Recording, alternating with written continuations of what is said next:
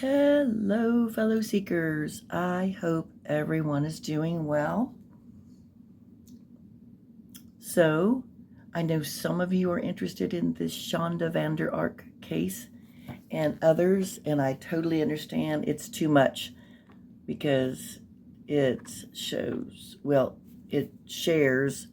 the horrible abuse that they did upon this child. And it's hard for me, and yet I keep coming back to it. I don't know what it is. I don't know if not that I can give them a voice really, but it's like I want to honor them, and also I'm trying to figure out, and we'll never understand, why do people do these things? See right there? Oh, wait a minute. Here. They're just, so when we left, if you've watched this the last time, it all started, opening statements. If you haven't watched already, go ahead and go to the first one. And so, so the two detectives were reading the text messages, and so Shanda had a panic attack and was in distress, and so they're giving her 5 minutes to pull it together. And it's like, look at that right there. She's drinking water, and I'm thinking, I wouldn't be like, that's probably an attorney or, I don't know, somebody comforting her or trying to, I don't know. I'd be snatching the water away saying, you didn't let Timothy have anything. Why should you have any water? That's just me, though. But anyhow, yeah, I'm just watching this. I'm just curious to see her body language and all that kind of stuff. She's going to town on that gum. I bet Timothy didn't get any gum. Yeah, you're going to hear me going on a lot because it's hard. That's how I have to cope with it. And her attorney, bless his heart. And people would say, you can't be mad at him because the man's trying to do his job. But at least he's not like, if you watch Sarah Payne's trial, you know who I'm talking about, Attorney Tucker. He was just, oh my gosh, he drove me crazy. So what is Shanda going to do to pull herself together? She's, it's not anything to do with what she did to Timothy. It's probably like, oh no. She's the type, I think, who would definitely worry about what people think, not so much as a mother, but like as a career woman, because I think she's just so proud of her high grades. Again, we're going to put a little lip balm on. I wonder if Timothy got any. I bet he didn't when his lips were dry. But, kind of like Sarah Boone, not really sad over the loss of the person, in particular, her son, which is really bad. I'm just moving this around. Sorry, so sorry. And, I don't know.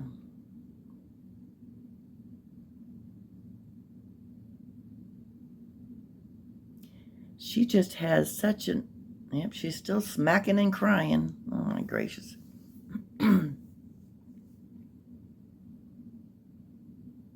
How do these people, how can they even, surround her and comfort her? I guess they have to, that's their job, right? Oh my God, she just handed her yucky tissue to that lady. She said, yep, that's that. Oh, she's putting in a fresh piece of gum. Oh, for the love of God. Oh my gosh. Yeah, okay. I think I'm going to stop watching her for now.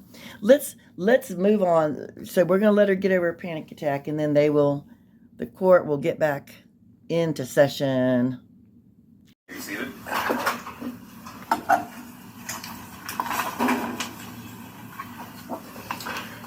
We're back in the reckoning, 23110FC, People's State of Michigan versus Shanda Vander.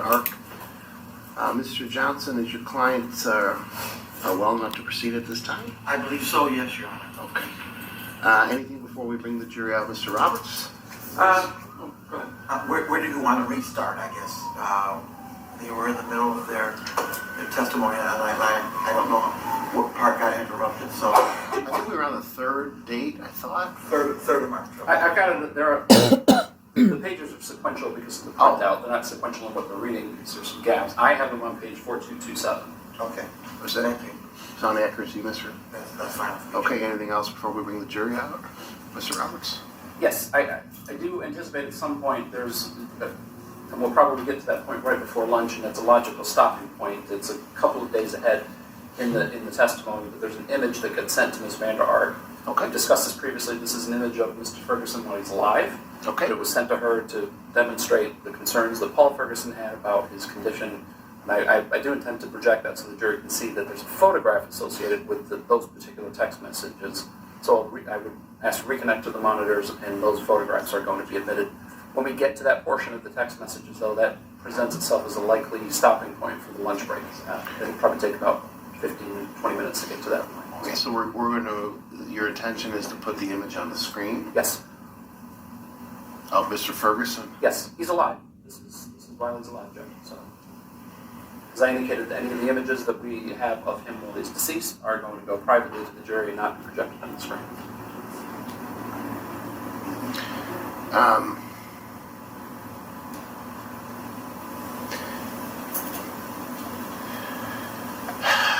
I think my preference in respect for Mr. Ferguson is not to publish that on the screen because we are broadcasting here. I don't think that's appropriate or respectful to him.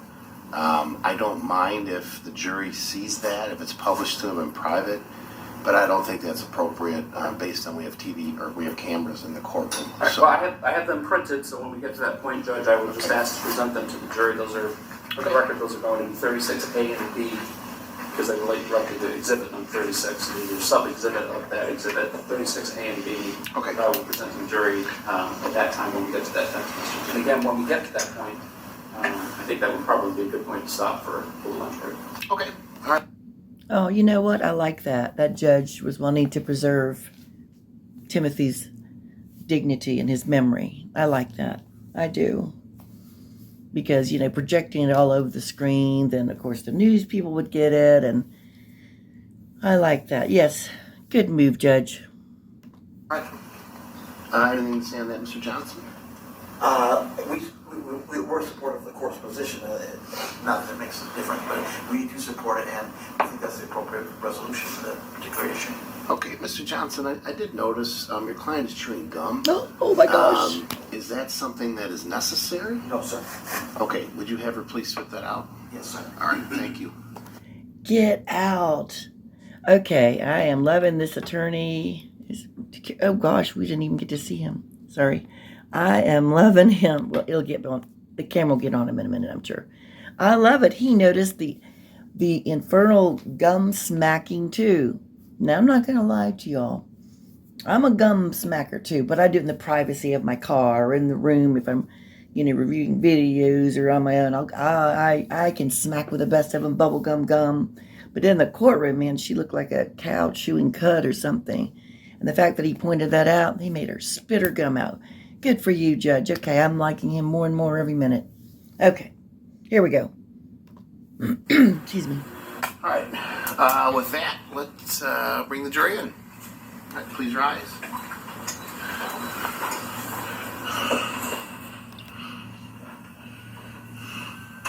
Well, we're going to get to hear more text from the detectives. This should be interesting. Not pleasant, I'm sure.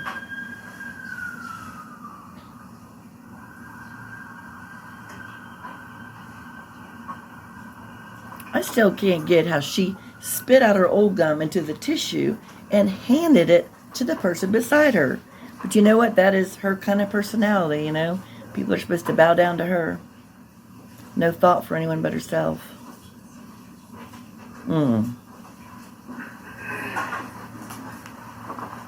Wednesday Addams.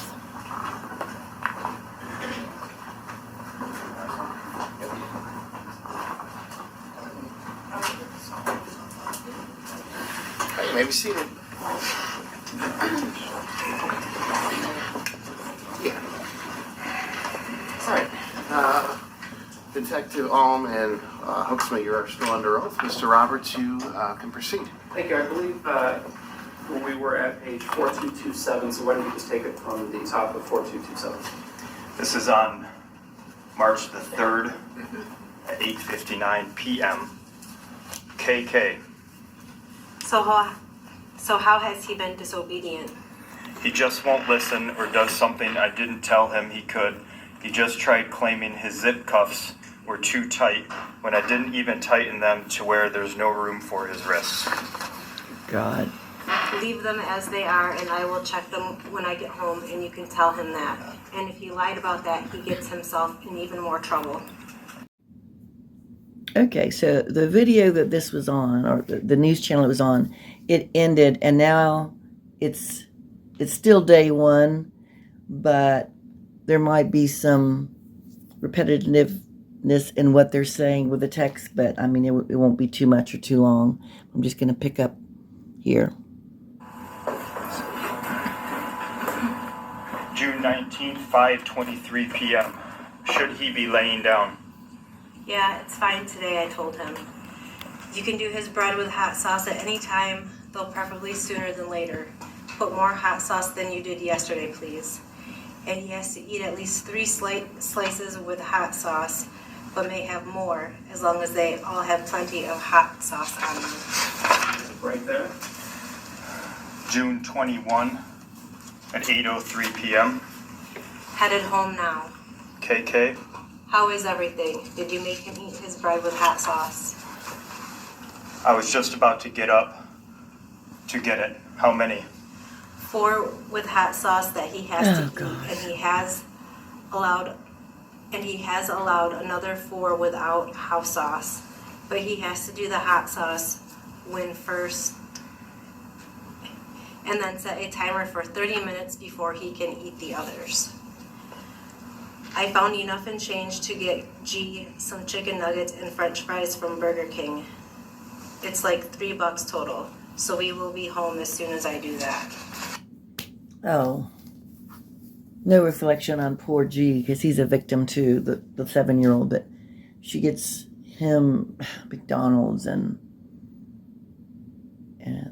Timothy is eating bread and hot sauce with zip ties on him. This is horrendous, guys. It really is horrendous. But you know what? People are like this. It's just, how do we save the babies from them? Right there. Next thread is June 27 at 5:28 a.m. TY and sorry, please don't damage the door kicking it. Trying to help you, but he has laid over now. He has moved around, so he got the cuffs in front of him instead of behind him. I put the cuffs back behind him. I will have to deal with less than 2 hours of sleep today, but not letting him get away with this BS. Cuffs. Next one is June 27 at 7:33 a.m. Okay, he did well enough while I was driving to work to be able to put some clothes on. However, if he misbehaves bunch, you can take the clothes away. One other thing, do not let GCU get upset with Timothy, please. And remember, Timothy's camera is recording, so if he manages to fall asleep because of you not catching something, that's not going to end well for either one of you. Love you, sorry he's being so difficult. Right there. Next one starts June 27, 12:37 p.m. You watching him close? Yes. Hey, good time for his other cold bath from you. Another break there. Start up again June 27 at 10:51 p.m. Don't worry about responding, please. I am about to call it a night. Timothy is sitting in his room without his hands on his head, but he is sitting there and he doesn't get to sleep. Please give him another cold bath when you get home and make him sit in there for at least 30 minutes. Hopefully with him getting to sit there and not have his hands on his head, he will cooperate better. I will have the camera on overnight as well. I will leave the keys on the back of the couch so you can get him out of his room after you turn off the alarm. And then he can just put his clothes back on and just sit there after his bath. Hopefully you get to sleep more that way. Hopefully both of us do. KK. If not, you'll have to hold me back from strangling a child. Next one starts June 29 at 7:13 a.m. Just so you know, if he doesn't behave today, I had told him that I am basically turning him over to you from the time you get home today until at least Saturday morning. If he behaves, I will have you let him lay down for a couple of hours today, and then he already had earned having to stay up tonight as well. But if he doesn't behave, he will stay up tonight, tomorrow, and Friday night. And I told him I would let you deal with him if he doesn't behave and stay up like he's supposed to. Hope that's okay. It sure seems to motivate him. Okay. He just laid down again. Okay. Please go get him up. Feel free to dump some cold water on him. And even if he sits up right before you get there, or as you get there, I honestly don't care if you get a little rough with him. Are you going to get him? Please go ahead and turn the AC on. You will be warming up with your blankets, and that will make sure he doesn't stay too warm. Okay. I told Timothy he could rinse his eyes out once you got up. His eyes have been bothering him since last night a little bit. I just sent him to go do that. Please make sure you get G down to his room before you leave. And for the love of all that is good and holy, please close the laundry door. Please close the laundry room door. Is the AC turned on? Break there. Resumes on June 29, 8:25 p.m. Trust me, I know he's thin. That being said, he told me a week and a half ago that he wanted to be thin to make me feel bad for punishing him. And you don't get to grump at him for that, though. I already lit into him plenty for it. Of course he did. Yeah, so while I want to fix it, he will get most of his calories from plain bread and rice for now, for pulling that. He will get plenty of calories, but not get to enjoy them that way, you know? KK. So yeah, we'll tell you more about what he can eat later. I hate to be insensitive, but can you come out here and deal with Timothy? He tried to steal some chips, and I'm not going to deal with him right now. ASAP. Start again June 30, 12:25 p.m. Once he fixes the camera, we'll leave y'all alone to get stuff done. And he's already pushing every one of my buttons. What is he doing? The whole shaking and I need support crap, and I'm ready to slam him into the ground. He also wet the bed and is covered in urine. Would you say a 5-minute shower with the curtain open so I can watch? Well, first you're not going to slam them anywhere, and you can write him a cold bath, and he needs to wash up, and then he'll need to find clean clothes that don't fall off of him. And then he needs a bath as well anyway. And he will need to wash his sheets, and he will need to wash the tarp.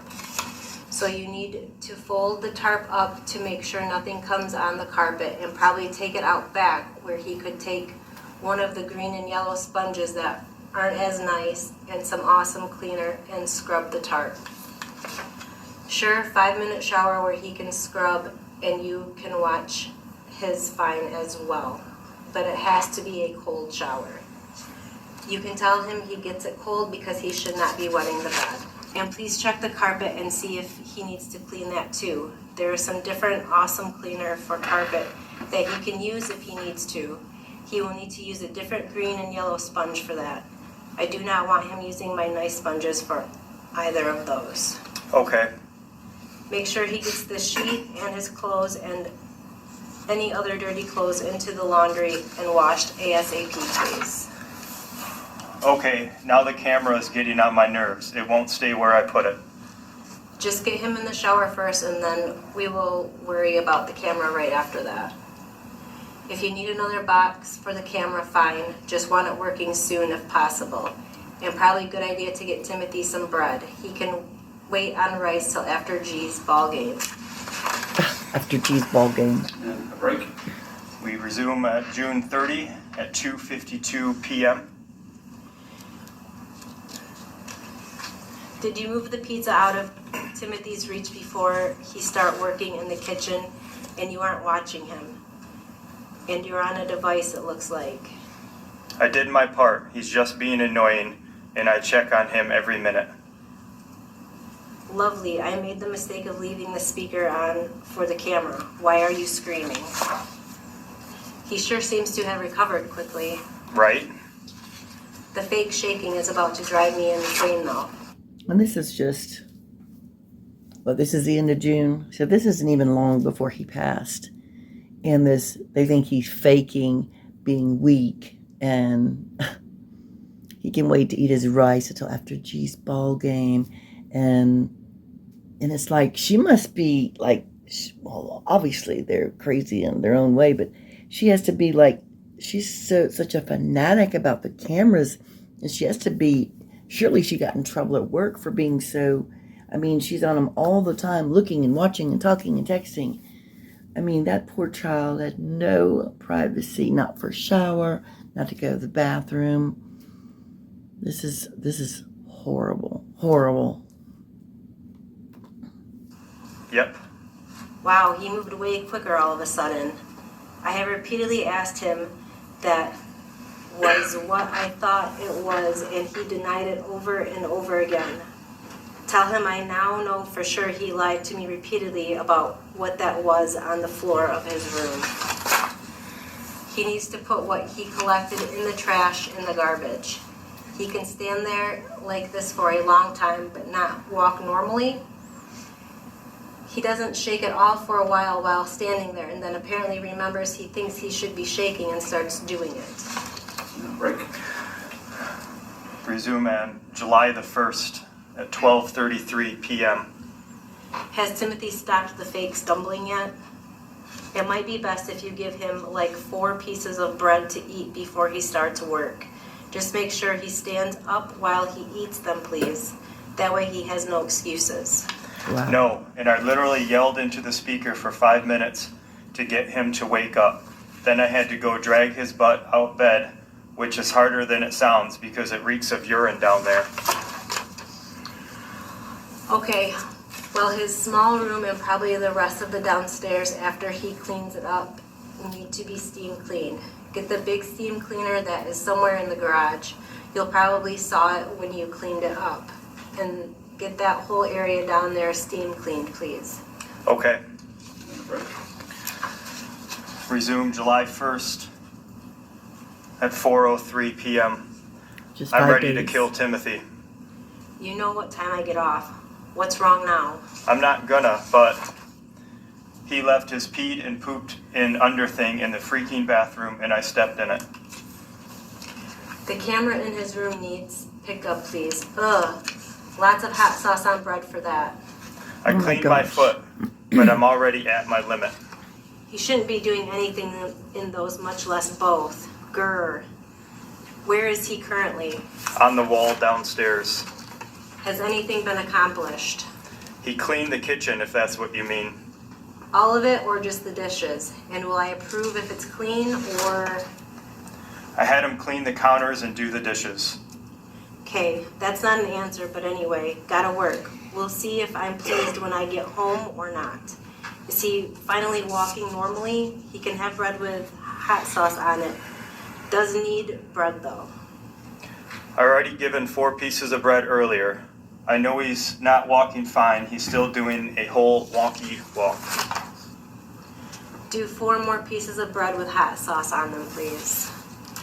Do me a favor and go ahead and fix him a cup of rice. Instead of using water, use mostly chicken broth. There is some broth in the fridge. Try to get all the way up to the cup with broth, and then if you need a little bit more than a cup of liquid, just be safe, use water. But don't tell him he did that. It's a few extra calories. Okay. Break. Oh wow, she gave him Resume broth. How sweet. July 2, 2:32 p.m. What do I do if he doesn't finish within the assigned time? Hot sauce. So apparently this hot sauce isn't just Carolina Reaper. It's also Trinidad Scorpion Chili Pepper. Yep. And a break. Start over July 2 at 3:07 p.m. Groceries are here. Don't leave Timothy you unattended, but don't want anyone seeing him either. He's walking slightly better. And a break. Start back up July 5 Oh, at 7:17 a.m. Forgot to tell you this before I left. Timothy was doing his fake stumbling and falling last night, of course, so I decided to prove once again how fake it is. I asked him if he would stop doing that, if he can eat a whole pizza by himself, and he said yes, of course. And then I told him how obvious it was that it was fake, and he had just proven that yet again. And of course he just looked down and didn't respond. When are you going to the bike shop? And please let Timothy go to the bathroom and then put him back in his room with the alarm on when you go. G can be in his own room. Start back up July 5 at 12:05 p.m. Make sure you get Timothy some bread and water. KK. If you want him to sit in his room with his hands on his head, that's fine, but Timothy does not get to lay around all day. Have you fed him yet? Not yet. I was literally about to. Okay, TY. G is hovering right outside Timothy's store, which might cause Timothy to take even longer because he will claim he was blocked from getting out. Timothy's door, Siri. Just so you know, Timothy hasn't budged. What is his problem? Og. Sorry. Please make sure you lock both front and back doors when you leave. KK. Sorry, I'm just really done with this crap. I understand. I am well past on with it as well. I know this is a big favor to ask. Please make sure you go down there regularly to make sure he is not asleep before you leave. Maybe we should leave the light on. That way it will be harder for him to fall asleep. I really do not want to lose hours at work, but I am about to have you call in, at least until I can get home. I don't trust what he's going to try and pull today. I can't believe he keeps getting worse and worse with his stupidity. Now he's refusing to answer me, so maybe because he's dying? Wow. we'll go through some cold water on him as well. Okay. Please do the water now. He is being beyond stupid. Okay. Stupid. I hate that I word. really don't want G seeing him like that with no clothes on. Question mark, question mark, question mark. You are not reading my messages. Please go back and read them and then go turn the light back on. Oh, sorry. Please make sure you go back and read all of my messages that I wrote just a couple minutes ago because they are important. I'm sorry, I'm trying. I can't work like this when he's doing this. And there's no telling what he'll do when you leave, and I don't want to risk G seeing him like that with no clothing on. Why is he doing this to me? Am I not going through enough already? No, not really. I mean, they're depriving him of basically, I don't even hear about them giving him anything to drink much. So he can't have food. He can't move, but then he can't sleep. And his bathroom stuff is limited, which is probably why he's messing all over himself. And he can't have clothes. And he can't have warmth. I mean, this is egregious. This is egregious. Oh my goodness. Why is he doing this to me? And I mean, and Paul sounds disgusted about it too. But then Shanda put that on him. I don't know. It's a horrible mess. Feel free to go dump more cold water on him. He moved over where he's not laying in what you dumped on him earlier. Go dump more cold water. Seriously. Yeah, he don't want to lay in a cold, wet spot. I know you're trying, Mama, but he's just too selfish. He's either going to make me lose my job or just royally tick me off. He's too I selfish. won't allow him to make you lose your job, but I don't know what to do today. Go dump some more cold water on him. Okay. The camera that was originally in Timothy's small room that is now on my desk downstairs, I believe. Could you possibly set that up in my bedroom before you go? If so, I will have G stay upstairs. Maybe that will help a little. KK. Please hurry with the water dumping on him, though. He thinks he's getting away with something. I know, I'm crushing the ice. Thank you. Do you think any part of this is real? He's had more of a break in the last couple of days than he did before that. He can't be more tired than he was. Right? Oh my Please God. go ahead and set up the other camera so I know it works. And then when you leave, tell G he should not go downstairs at all. The one with the Tekken app? No, the one that was in Timothy's room that we pulled out and is now stuck to a box. I think it's still on my desk downstairs. Oh, okay. Set that up in my room. I am the only one that has the app for that. That way I can watch G and not worry about him seeing Timothy like this. KK. Please check and make sure he has not fallen asleep. See? So she is definitely aware of how he looks. If she doesn't want G, a 7-year-old, to see him looking like that, she knows. And they're going, I can't understand. Why isn't he? You know, the poor child is dying. And they're wondering, why can't he move better? I mean, oh my gosh. Sickening. I would prefer if you managed to turn him around so I could see his face on camera in the bathroom. KK. Is he talking to you at all? No. Is he seriously trying to make us believe that he can't communicate? He's full of it. Could you put the camera in my room on top of the dog crate? And is he responding to you? Timothy, I mean? Okay.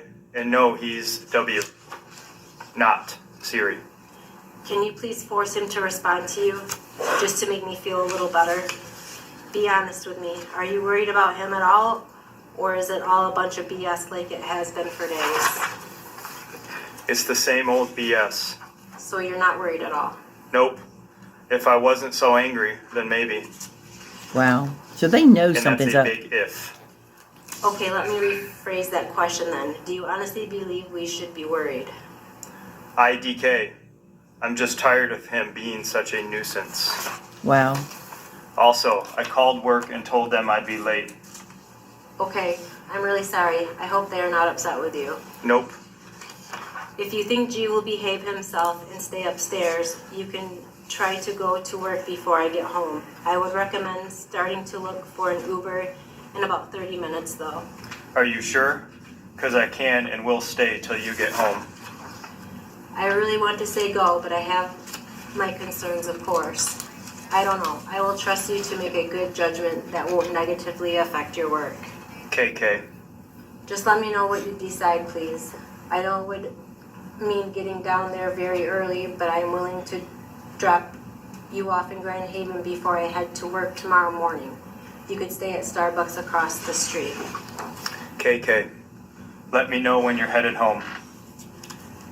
Please let work know that we will definitely have your e-bike fixed one way or another by your shift on Sunday. Please let them know, request, beg that your hours not be cut because of this. Okay, thank you. If you are staying, could you please stay on his case? It looks like he's trying to go to sleep and I don't have the time to yell at him from work and actually get stuff done here. Yep. Yeah, please go down there now because it looks like he's trying to sleep. He turned away from the camera so I can't see if he's trying to sleep or now. He's not. If you're gonna be there, why don't you go ahead and run another cold bath and stick him in it? You will have to stay downstairs in the bathroom with him, but I can keep an eye on G. Just leave G with the keys or he can unlock the freezer if he needs anything. How is that going to help? It's going to make him miserable. Feel free to tell him that once he stops acting like this, he can get out of the cold bath. Isn't he already? And it's all he's doing. Yes, but this will make him more miserable. Wow. You might want to try the bathroom floor with a rag towel when you go to do that though, so you don't have to worry about sleeping on the water on the floor. Dry, not try. and try to force him to talk to you. We both know he can. His eyes do have a slightly glazed look. There we have another photo attached to this is People's 36C.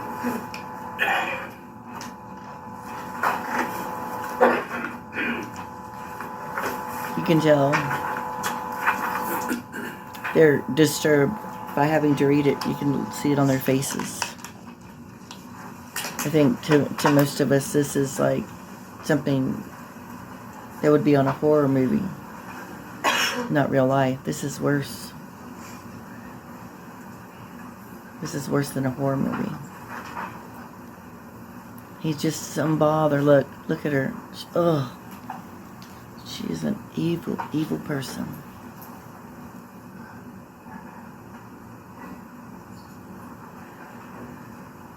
I want to yank those braids off of her.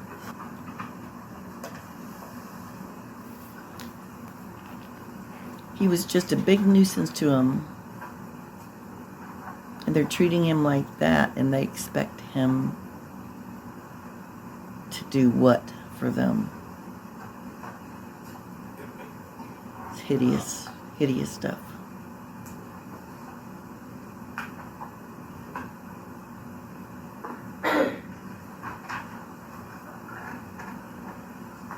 Or is she going to hand her tissue to an attorney? Hope not. I mean, think of, she's so obsessed with all those cameras and watching them all the time from work. And worrying about every single move he makes. It's sickening. It really is.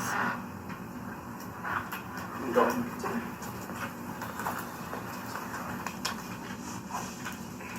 But he smirked. You can make your eyes glaze over by staring for too long. Yeah, sure. Okay. Yeah, it just looks like he's been staring at something too long. You said he smirked? Never in my life have I ever wanted to beat someone so bad. Trust me, I understand right now. Look at her But shaking you her have head. to calm down. He's only making it worse for himself. Crazy idea. Ask G if he wants some pizza rolls and heat up a set of pizza rolls and take one downstairs and offer it to Timothy and see what he does. Put it right in front of his mouth, but be ready to yank it back if he tries to eat it. KK.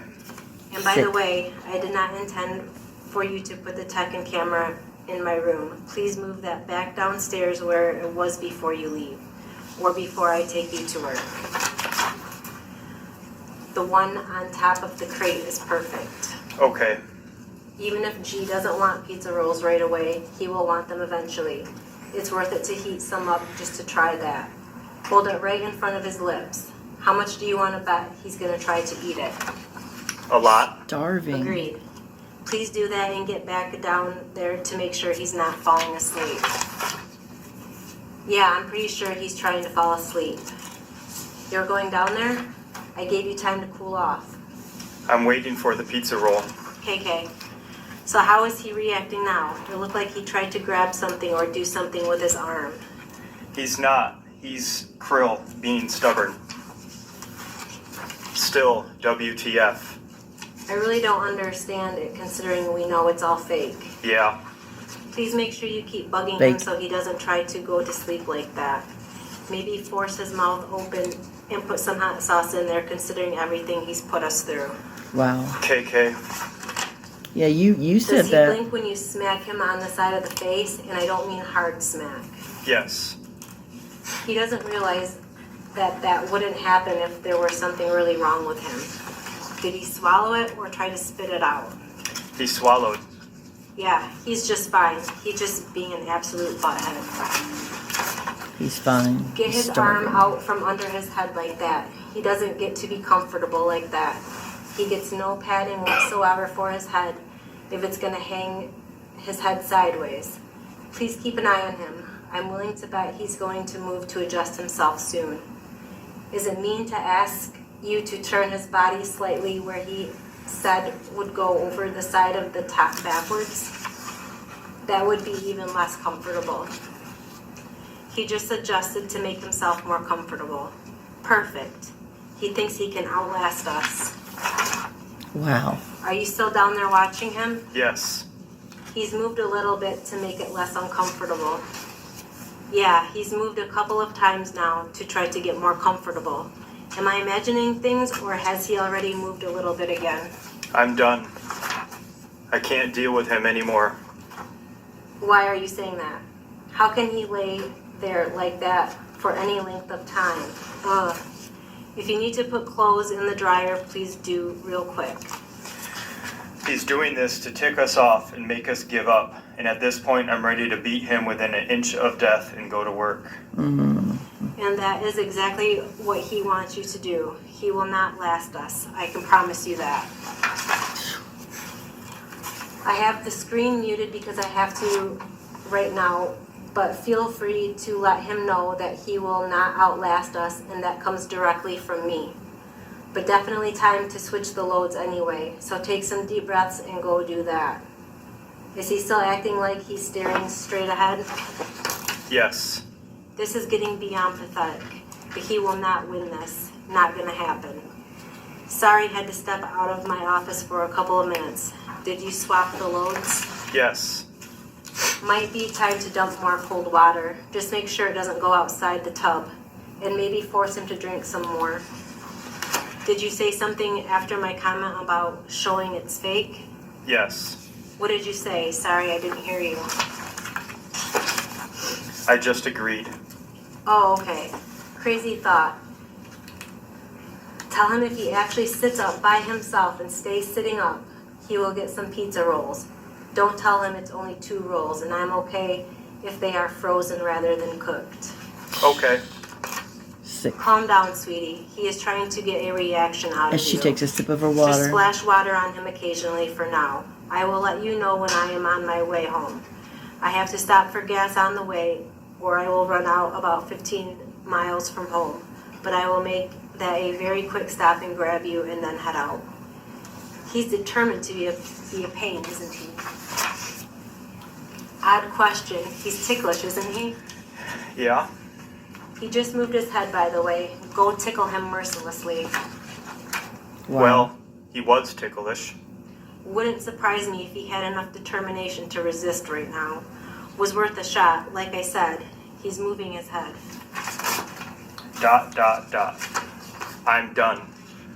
I'm not dealing with him for another second today, or I might Don't worry. snap. Chill out. Guess what? You don't have much more time, Paul. Wow. It is so sick. You know, the sentencing for them should be they get the same treatment that they gave him. That would be a tiny piece of justice for him. Out and just keep an eye on him so he doesn't sleep, and keep doing this splash of water occasionally, please. And keep an ear out for the dryer so you know when your clothes are dry. Calm down. You're okay. Try dealing with all of this from a distance. Just do whatever asked as far as keeping him awake and splashing him with water, and you'll be fine. If you need to wander away for a minute, go move that one They're camera back so downstairs where it was. inconvenienced. And then please take it to the shower curtains off the bar in that downstairs bathroom for tonight, so he doesn't have those to cover up with. I'm serious about making him sleep in here tonight. There tonight. Question mark, question mark, question mark. Okay, I got it. When you go to remove the shower curtain, please remove everything else from that bathroom that he could mess with. He's not getting diddly squat to mess around with tonight. Okay. And he needs cold water dumped on him at least one more time before I get there. I was talking to you on camera. Is he still trying to stare off into space? Yes. He's still breathing, right? I just have to ask. He's doing enough to make you paranoid, even though we know it's fake. Wow. Yes, he is. You know, if this were just a matter of him being tired, he would have got enough rest sitting and laying there that he would be fine right now. It just further confirms how fake he is being and how horrible he's being, honestly. Please make sure you both move the other camera and clear out that bathroom before I have to leave work. I have a couple of places I want you to call about your bike while you're waiting for me to get home. Okay. I wonder how it will feel to have that hot sauce on your private parts. I'm not saying touch him there, not at all, but dripping a little bit there. Is that horrible? Yes, that's horrible.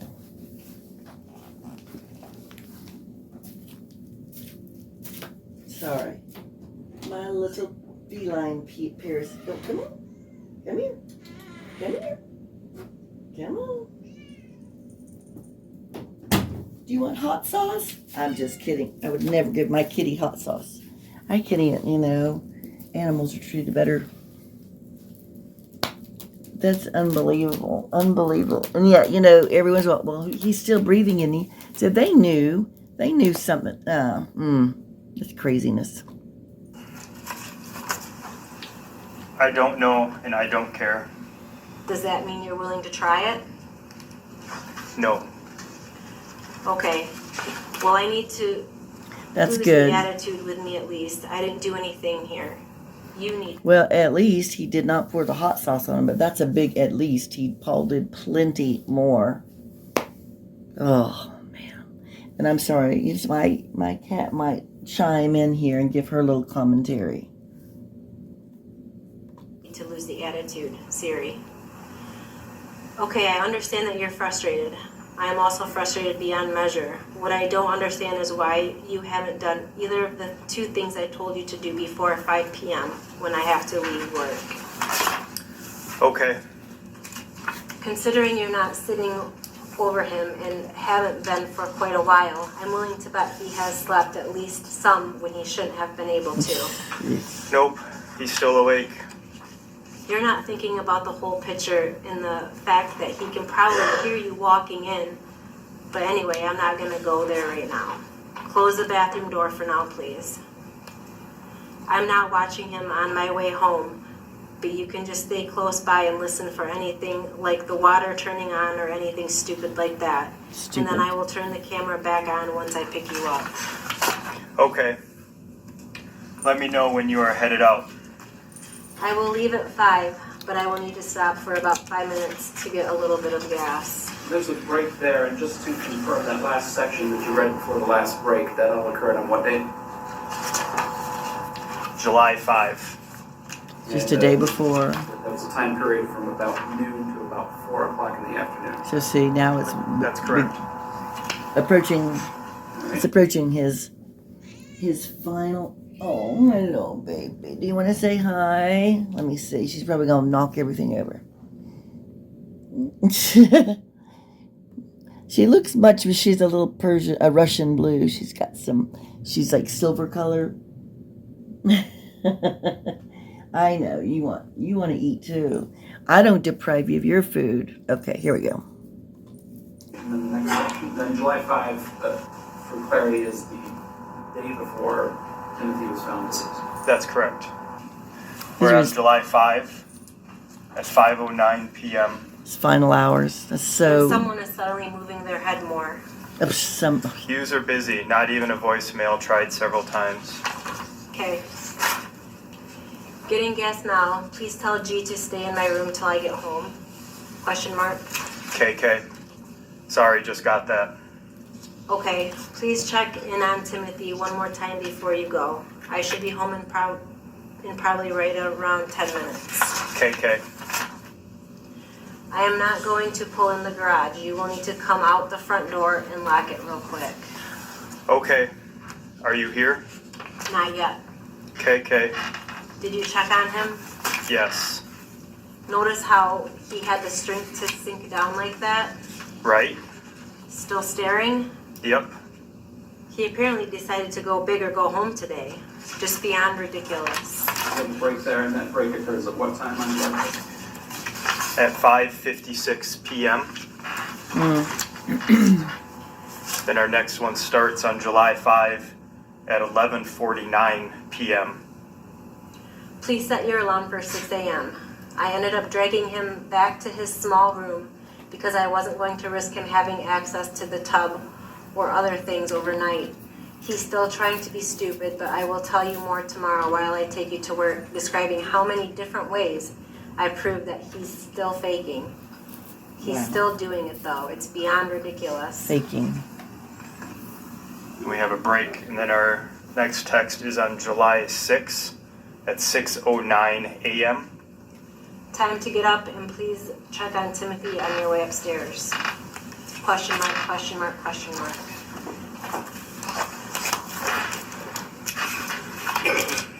Includes the text messages, and again, for the record, that is People's Exhibit 36, previously admitted, Judge. Look at that. Thank you, Jerry. You know, that was tough for them to read. Okay, thank you, Detective Hall.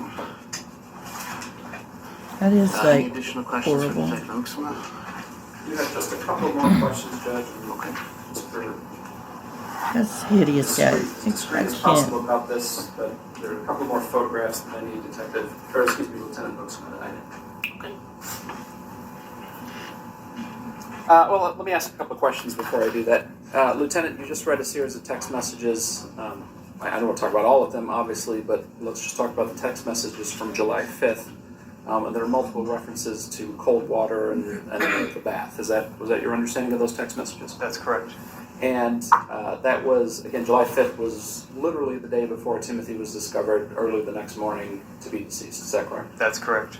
And the last message from Ms. Vander indicated that at around 11:30 or so, she dragged him out of there and put him in the small room. That's correct. Again, the small room, from your understanding, is what?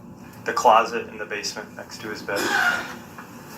Now, these are very difficult photos. I know you've had an opportunity to see these before, but for the record, these are People's 33, 34, and 35. Starting with People's 33, you could identify that photograph for the jury.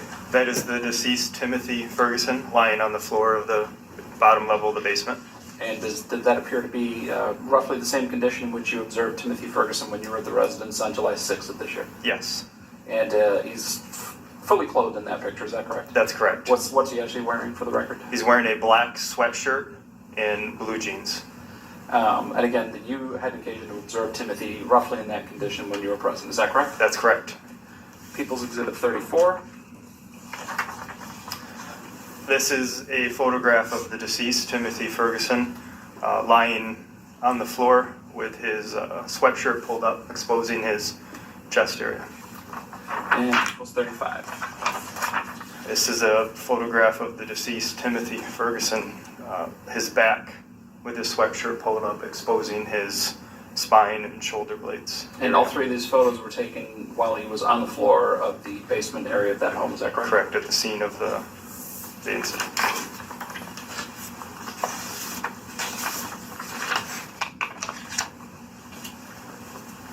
We'll just take a moment and let the I'd hate to be on that jury. an opportunity to review those photographs.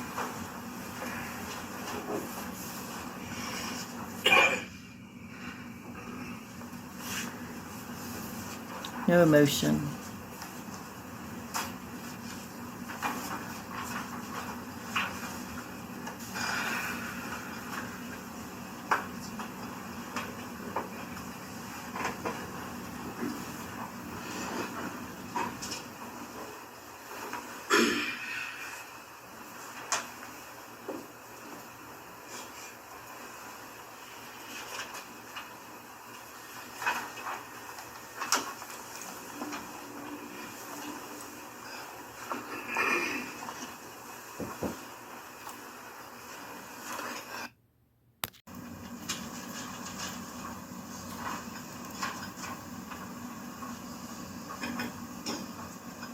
Silence is deafening. I mean, look, think about that. The jury is looking at the photographs of her malnourished son.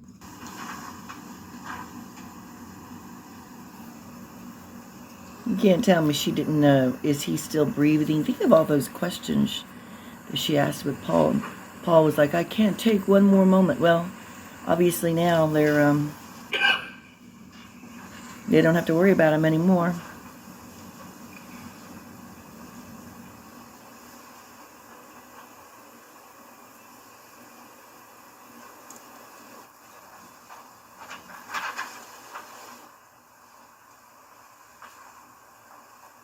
Or the defense attorney's going, what have I gotten myself into? But I suppose he knew. I mean, they do have a job to do too. That would just be a tough one.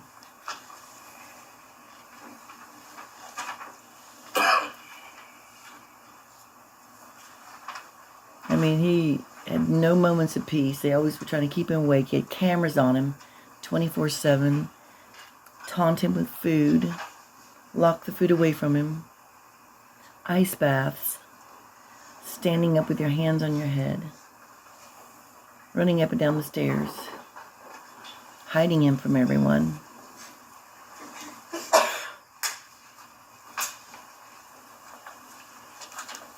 I mean, gee, little guy, he's 7. I mean, obviously he's in someone's custody now, but he had to have known something was going on. I mean, kids aren't stupid, that's for sure. She may say they are, but they're not. Senator, just have a couple of other quick clarification questions. And for the record, the text messages that you have just read are the portion that you have just read is contained in this binder, People's Exhibit number 36. Is that your understanding? Yes. And this represented excerpts of text messages, again, that you and Detective Ahm read between the defendant and Paul Ferguson from February to roughly the day that Timothy was found deceased. Is that correct? That's correct. Now there's a second binder. This is People's Exhibit number 37, much larger binder containing more pages here. This contains, what is your understanding that this contains, that we have gone through? Further text messages between the defendant and her son, Paul Ferguson, regarding Timothy. And that is People's Exhibit number 37 for clarification's sake, and we're not reading that entire portion. That's substantially larger, but these are just text messages between Paul Ferguson and Shanda Vander regarding Timothy Ferguson. Is that correct? That's correct.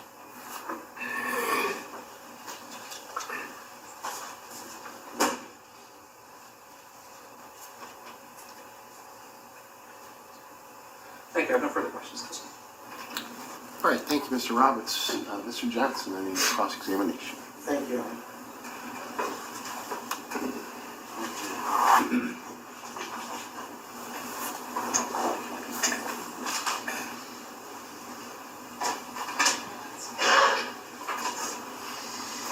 You read with me, Lieutenant?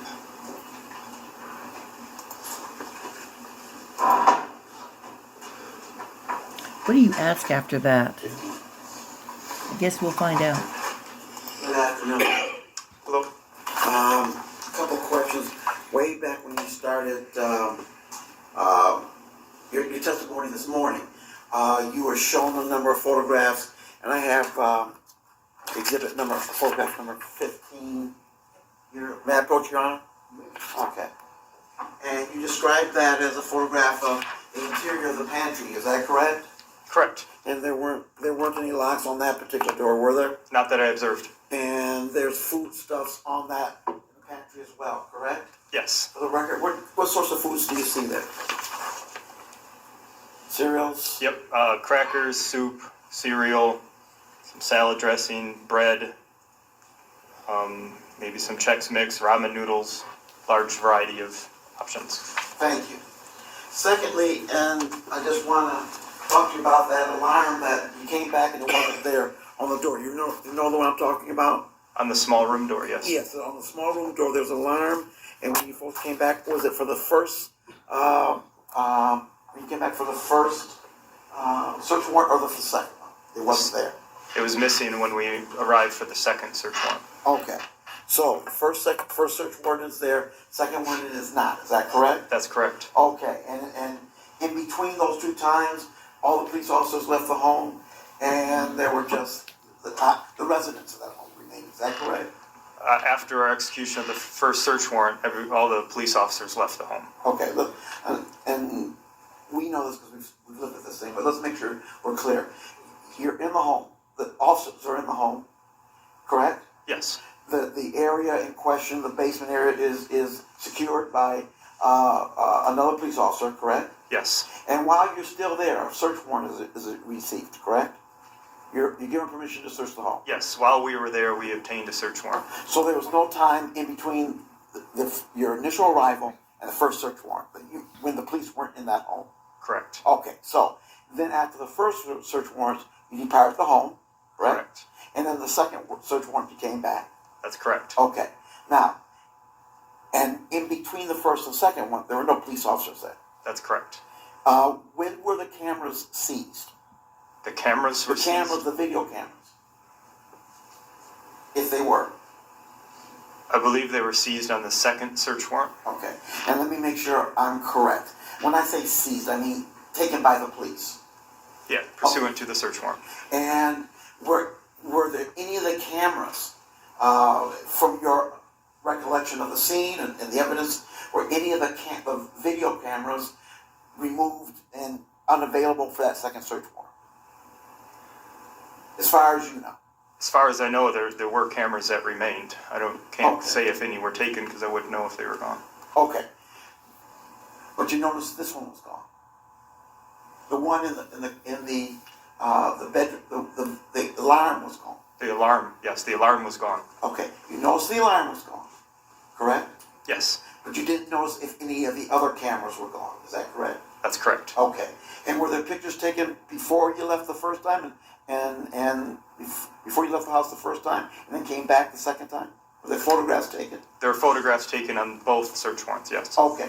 So when you compared the two photographs, were any of the video cameras missing from the first search warrant to the second one? Not that I'm aware of. Okay. So the only one missing is the alarm, as far as you know. Yes, Okay.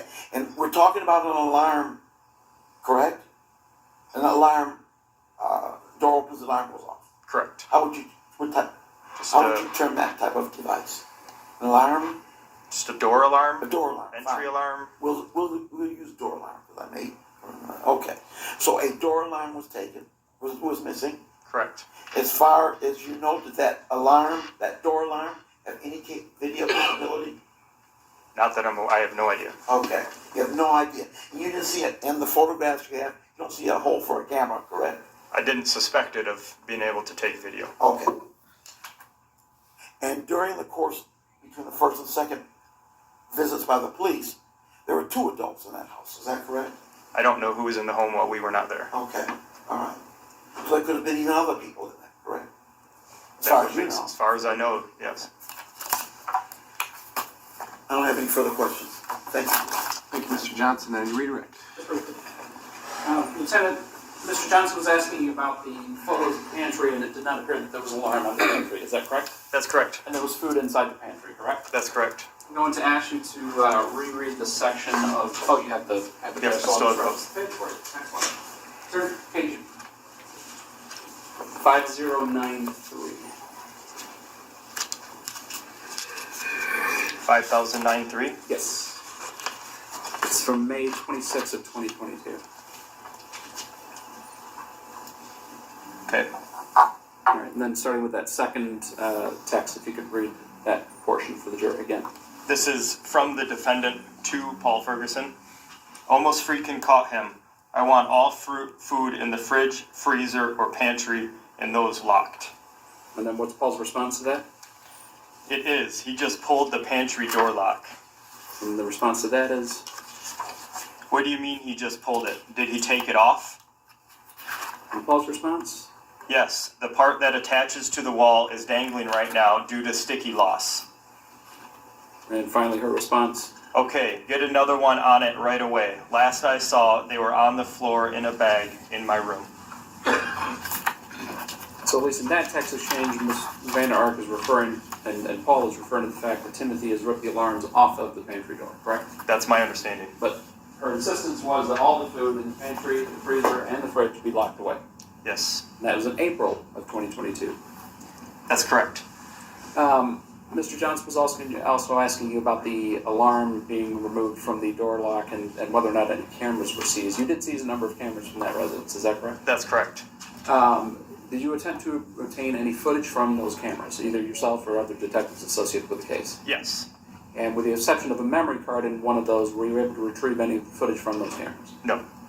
Can you explain to the jury why not? Many of those cameras did not have their own storage capabilities. They were they utilized a cloud service to view. You could view it on your phone through a camera app, and there were no way that we could recover any of those video files without access to the cloud services, which we didn't know. But again, none of the cameras, I believe there might have been one camera that had some internal storage. The rest of the cameras did not have any internal type of storage device on them that you could have pulled a memory card, a flash drive, or anything like that and viewed the footage. Is that correct? That's correct. And again, some of those cameras at least may have been left for Miss Vander or anybody else that was inside the residence after the execution of the first search warrant. That's correct. Any further questions? Any additional questions? If I may, based on, okay. Me? Lieutenant, you just read an excerpt from the emails from my client to her son Paul, correct? The text messages, yes. Okay, thank you. Text messages. And those were in April, correct?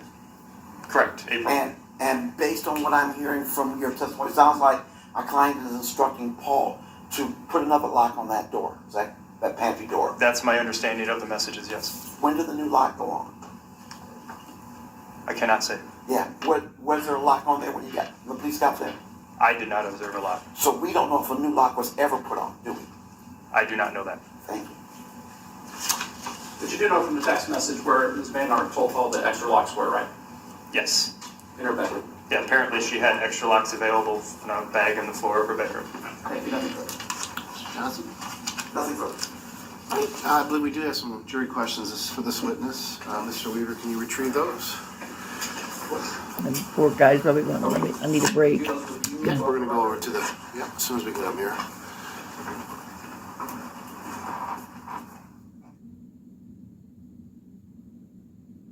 I like when they allow the jury to ask questions.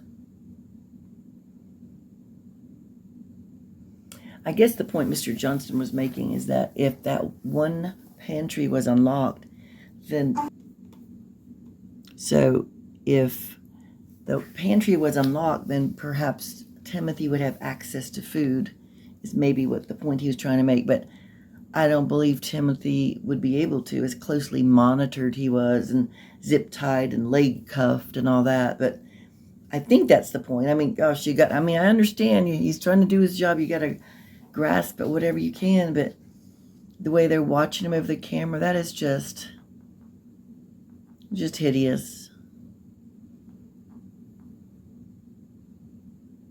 And, it's just heartbreaking to think that poor baby was by himself, really, when he left his earth. I don't believe that. I really do think,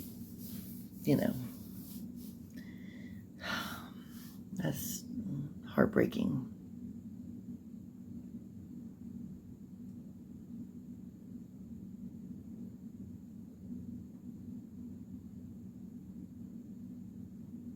I'm thinking at that point, he was thinking for him to ever be free, leaving this earth was going to be the only way he would finally get peace. And that is so sad for me to even say those words, but the life that he had been living and no one knew, no one to rescue him, at least at the time,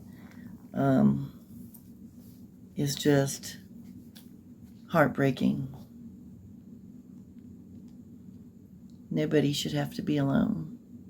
All right, Detective Hooksman, the first question says cameras, ? Where is the screen to see what happens on said cameras? If you know.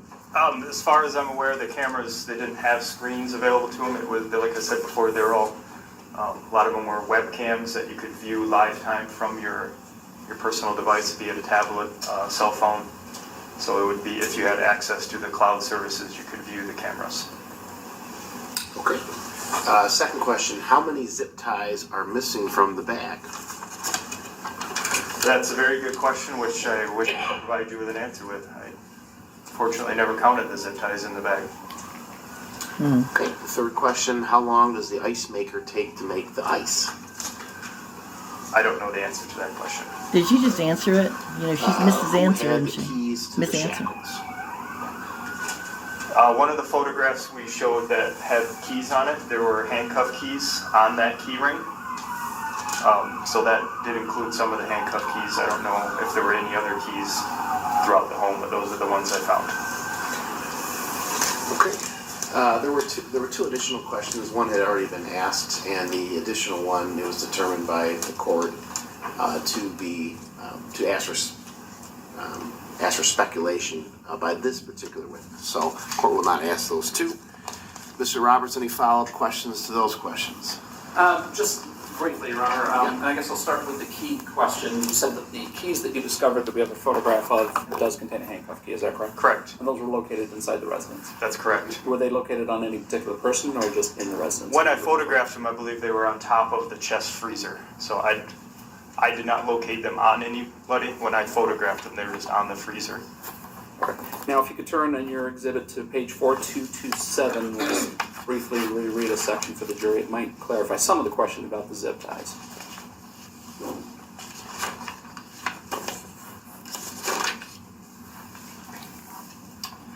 Okay, if you could start with, I think you could start with the second text messages, probably. The first one from the defendant. So how has he been disobedient? Yeah, and then if you just read through to the breakdown of sections. He just won't listen or does something. I didn't tell him he could. He just tried, claiming his zip cuffs were too tight when I couldn't even tighten them to where there's no room for his wrists. Leave them as they are, and I will check them when I get home, and you can tell him that. And if he lied about it, or lied about that, he gets himself in even more trouble. And Paul, okay, and I already checked because I knew they were tightened. If they were tightened, it was his doing. The defendant, you know what? We will start cutting off the ends once they are tight, and so we can't do that. Defendant, he can't do that. Siri. And Paul Ferguson, okay. And this text exchange takes place when?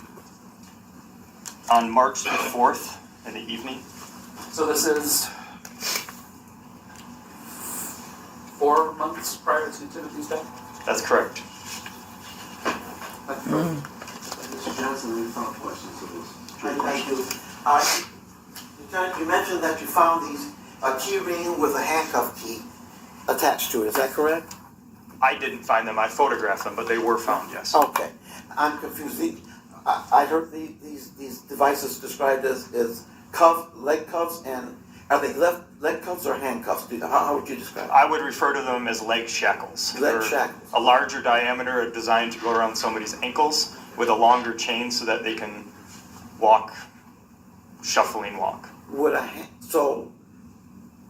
handcuff key that you found on the key ring operate leg shackles? Yes. Okay. As far as I'm aware, they all use the same type of handcuff key that all we use as the police officers. Are the keys differentiated? In other words, like my house key is different from my neighbor's house key, or will one key fit all? One handcuff key would fit all. They're all the same. That way officers can unlock other officers' handcuffs. They're not That's interesting to know. specific to a certain pair of cuffs. I didn't know that before. But you found them they were found on a countertop and not on a person. Is that correct?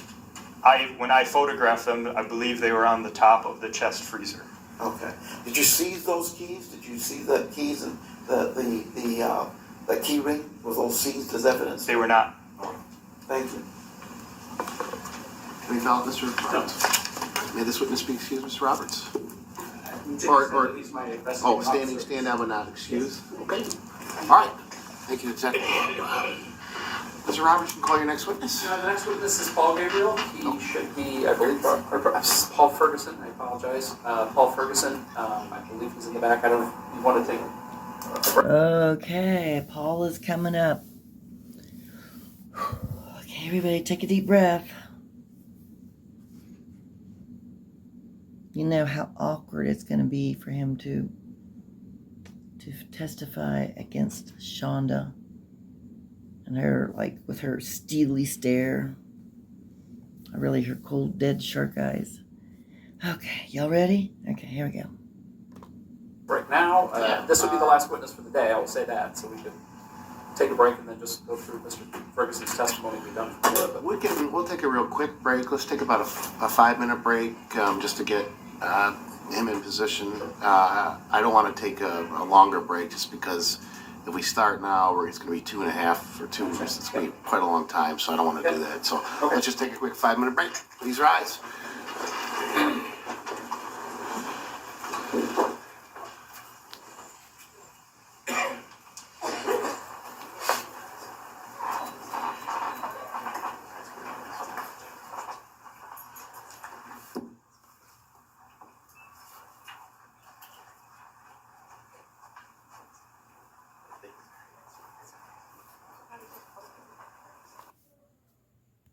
just go get Paul and bring him in here now and avoid having Yeah, the jury that's come fine. in and then Yeah. say, well, you thought you can. Let's go off the record now, Mike.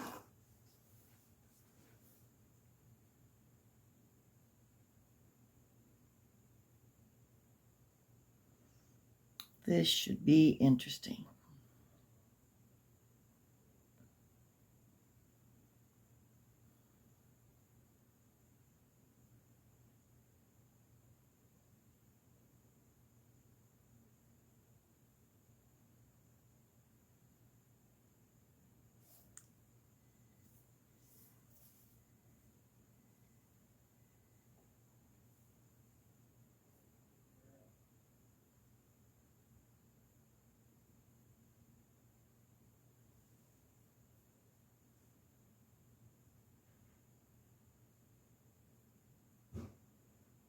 I'll tell you what, speaking of thin, look at how thin Paul is.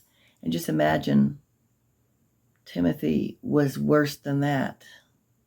That's nuts. 110 FC, people of the state of Michigan versus Shanda Vander. The record should reflect that the jury is secure in the jury room. Mr. Paul Ferguson is present in the courtroom, has not been sworn in yet. Mr. Ferguson, you have an attorney which is present here today. Is that correct? Yes, sir. All right, Mr. Eldon, as I indicated before, Mr. Eldon Brady is sitting in the front row. Mr. Eldon Brady, you certainly can come up and sit beyond the bar if you wish to do so during his testimony. If you wish to do so, it's up to you. If Mr. Ferguson is fine, I'm fine here. It appears that our seating is full. Okay. Mr. Ferguson, I want to advise you, you do have a right, a Fifth Amendment right against self-incrimination, which means you cannot be compelled to testify against yourself. My understanding is that potentially you could testify to things that could potentially criminally inculpate you, basically get you in trouble, essentially, for lack of a better term. So, implicate you in crimes. Do you understand? Yes, sir. Okay. And you've had an opportunity to discuss your testimony today with your lawyer, Mr. Yes, Eldon sir. Brady. Is that correct? Yes, sir. All right. And knowing you have a right to not testify, do you wish to still testify today? Yes, sir. All right. Can you please raise your right hand? Oh no, we need the jury out here. Your Honor, I just Yes. want to note for the record that my understanding is that people are offering an agreement to Mr. Ferguson that none of his testimony today will be used against him in trial unless he was to testify counter to his testimony today. Is that correct, Mr. Brown? That's correct, Your Honor. Actually, the full extent of the agreement is that we would also inform the sentencing judge of the nature of his cooperation in exchange for his full cooperation and testimony today. So we anticipate there would be a sentencing benefit for Mr. Ferguson. I believe that's his expectation as well. And we'll place that on the record for the jury as well. Okay. Is that your understanding, Mr. Ferguson? Yes, sir. Now, I need you to understand, although there has been a suggestion that there is and I'm certainly you were hoping to get a better sentencing, so basically some consideration at sentencing. I have not made any obligations whatsoever to take your testimony or cooperation into consideration. You understand that? Yes, sir. And still knowing that, you still wish to testify today. Is that correct? Yes, sir. All right. Anything before we bring the jury out, Mr. Roberts? No. Mr. Johnson? No, sir. All right. Please rise.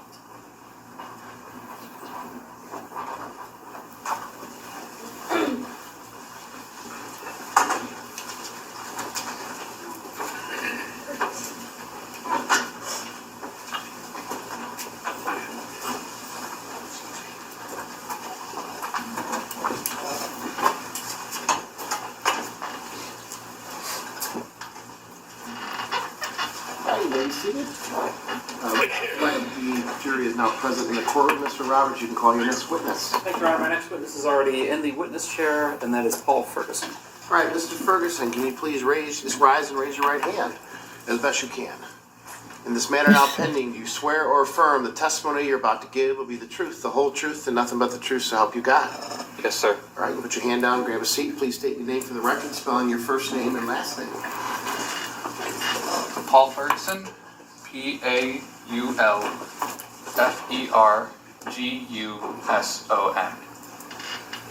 Mr. Ferguson, you are testifying here today, and is it your understanding that you do have an agreement with the Muskegon County Prosecutor's Office in exchange for your testimony today against your mother, the defendant in this case, Shanda and Vander? Yes, sir. And is it your understanding that as part of that agreement, the people have agreed that none of your testimony today would be used against you should you exercise your right to have a trial in the pending criminal matter against you? Yes, sir. And is it also your understanding that in exchange for your testimony today, you understand that the prosecutor's office will make representations to the judge that oversees your case if such time is reached that you are sentenced in that matter, and that you hope to get some sentencing benefit as a result of your testimony today? Yes, sir. And is that in exchange for your truthful testimony today? Yes, sir. Are you aware of any other promises in regards to your testimony today? No, sir. And and for clarity's sake, you are also charged in this matter involving the death of your brother. Is that correct? Yes, sir. And what charges are brought against you at this point? Child abuse first degree. And what do you understand the potential maximum penalty for? Well, you know what? Strike that. I won't ask that question. And you are prepared to testify today. Is that correct? Yes, sir. And you understand that your attorney that represents you in your pending criminal matter is present in the courtroom. That's Mr. Eldon Brady. And if at any time you need to ask him any questions or take a break, you just let us know. Okay? Yes, sir. All right. Okay, Mr. Ferguson, I'd like to start by just talking a little bit about your home in Norton Shores at the time that your brother passed away. And so you understand, and I'll try to make sure that I ask these questions very carefully because you haven't been present for this entire trial. You have a younger brother. We are not using your younger brother's name today, okay? So we're just going to use the initial G when we talk about your younger brother. So try to remember as best you can that if I ask a question that somehow involves your younger brother, that we're not going to say his name, okay? Can you do that? Yes, sir. All right. We'll try to ask those questions very carefully so that we don't get into that issue. But besides your younger brother, G, and yourself, at the time that your brother Timothy Ferguson passed away, who was living at the house in Norton Shores? Besides you and your younger brother, who else was living in the house? My mother and my my little brother, though he was at my grandparents at the time, my step grandparents. And obviously your younger brother, if you can put it that way, but your youngest brother is the one that we're not identifying by name. He was living in the house at the time that your next youngest brother, Timothy Ferguson, passed away, correct? Yes, sir. And your mother was also living in that house as well. Yes. And is she in the courtroom right now? Yes, sir. As best you can you kind of point her out or maybe say what she's wearing right now? Her hair is in 2 braids. She's got, I think that's a black sweatshirt. I think that's sufficient for the record to reflect the witnesses identified the defendant. Sweatshirt. The record reflect that. Yeah, the braids Now get let's it. back up just a little bit from the time your brother Timothy actually passed away. When did Timothy come to live with you and your mother in that house? May 27th of 2001. 2001. Was it maybe 2021? 21. Okay. I'm so sorry. That's okay. That's okay. So in May of 2021, He's Timothy came to live with you. Quite Is that right? nervous. Yes, sir. And Yeah, he's definitely very nervous. I mean, I would be too. Like I said, Shonda's scary looking. I mean, he's different looking. I don't mean that in a derogatory way. It's just that he's extremely thin. So I'm just sitting there thinking, my gosh, he's thin. But then compared to what Timothy was, I mean, that's just horrifying. But I'm sitting there thinking about what it'd be like to testify against my mom in court or my son or daughter. They're both grown, but to testify against me. But of course, we weren't trying to destroy the other sibling, you know. So good thing that's not happening. But I'm just wanting to check out his demeanor and what do y'all think? Do you think he's a victim or do you think he's a participant? I mean, I guess he could be kind of both. All right, let's continue on with this. At the time when Timothy came to live with you, besides yourself and G, was there somebody else that was living in the house during that time period? Other than my mother and half-brother, my stepfather, Adam. Okay. And your stepfather, Adam, was he married to your mother at that time? Yes. And is he actually the father of your younger brother, G? No. But your mother is the mother to you and to Timothy and to G, is that right? She's your mother, she's Timothy's mother, she's G's mother. Is it better like that? Yes. Right? Yes. And at some point in time, did something happen to Adam where he wasn't living in the home anymore? He suffered a stroke in January. Did he leave the house at that point? Yes. When he left the house at that point, then when it became just you, your two brothers, and your mother living in the home? Yes, sir. And when Adam suffered the stroke, was he physically able to do anything to provide any care to either you or to Timothy or to G? No. And where did Adam go when he left the house after the stroke? After the hospital, he went to live with my step-grandparents, my in-laws, in their house in West Olive. When did the stroke happen? January. And from the time the stroke happened, was he ever back in the home in any way? No. And the folks that he went to live with were his parents, is that right? Yes. And they live in West Olive, down in Ottawa County? Yeah. So those would be like your step-grandparents? Yes. And they'd be Timothy's step-grandparents as well, is that right? Yes. Now, in addition to your younger brothers that we've talked about, do you have any older siblings as well? Yes. Who are your older siblings? My biological brother Nolan, stepsister Chelsea, stepbrother Chris. There's, I don't know exactly how to put it, step brother and sister Kenzie and Xavier, I suppose would be the terminology. But biologically speaking, you have an older brother, Nolan, is that Yes. correct? And Nolan is how much older than you? 2 years. 2 years older than you. Yes. And was there a time where he lived with you at the house in Norton Shores? No. Where does Nolan live? North Carolina. So Timothy came to live with you, and prior to Timothy coming to live with you, was it just you and G and your mom and stepdad in the house at that time? Yes. So you went from 4 people in the house to 5 people in the house in May of 2021. Yes. And then back down to 4 people when Adam unfortunately had his stroke in January of 2022. Yes. Now, around shortly after the time of the stroke, did there come a point in time where you became involved in having to administer some discipline to your younger brother, to Timothy? Yes. We'll talk about some specifics, but we've already had some text messages read, and you've had an opportunity to kind of hear about some of those text messages throughout this, right? Yes, sir. And you sent text messages back and forth between yourself and your mother. And we have those text messages from January through the time of your brother's death in July of 2022. Is that your understanding? Yes, sir. At some point in time in February, there's a discussion fairly early in those text messages about blocking Timothy's access to food. Can you describe what was happening at that time and how he was restricted from getting access to food?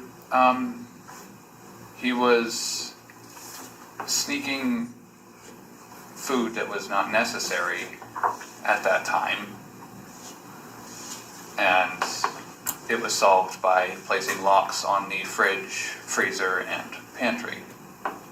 When we say he was sneaking food that wasn't necessary, who would make that determination that it wasn't necessary? Shanda. And what type of food are we talking about that he would sneak that wasn't necessary? Sweets or anything he could really get his hands on. So as early as February, there was restriction. The locks were going on the freezer and the refrigerator, and you said there was also some type of lock on the pantry. Is that right? Yes, sir. And we've heard a text exchange, but at some point a little bit later, as things are progressing into April, was there a time where Timothy was doing something to get the locks off of the pantry door? He was pulling them off by hand. And what were you instructed to do as a result of him pulling the pantry door locks off?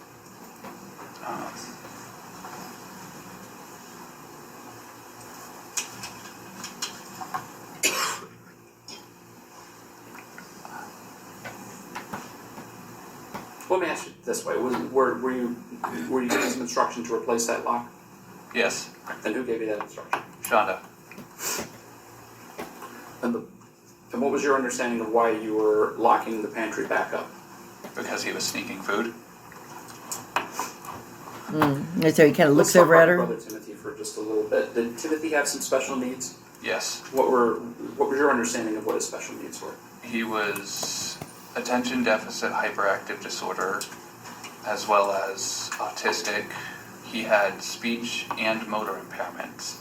Speech and what type of impairment? Motor impairments. Movement impairments. Movement impairments? Yes. And at the time that he came to live with you, was he supposed to be taking some medication? Yes. And did he stop taking his medication? Yes. Why did he stop taking his medication? And could you please reiterate? Yeah, I guess the better way of saying it is, who made the decision for him to stop taking his medication? Shanda. As far as you know, from the time that Timothy came to live with you in May of 2021 in Norton Shores to the time of his death, did you ever see Timothy go to a doctor? No. Did Timothy go to school? Not public, no. How was he schooled? Home. And when you say homeschool, what would that entail? At first it was assignments on a tablet, and then my mother restricted it to where she would print out the assignments and he would sit downstairs and do them. So he never went to school and never went to a doctor, as far as you could see? Yes, sir.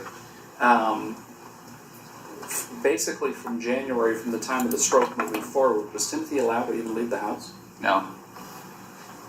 When, if ever, was he ever allowed to go outside? To walk the dogs sometimes? And when he would walk the dogs, where was it that he would walk the dogs? In the backyard, out of sight. Was there ever some physical discipline that was involved with him being outside as well? Yes. What was that discipline? He was made to run up and down the patio stairs. And those are stairs in the back of your house? Yes, sir. Are those visible at all from the front of the house? No, sir. Visible to anyone walking by on the street or driving by, anything of that nature? No, sir. There are some text messages referenced in there where there's a discussion about doing the stairs chasing style. What is that, if you remember? Following close behind him to ensure he moves faster. And who would be the one that would chase him if that was taking place? I had to.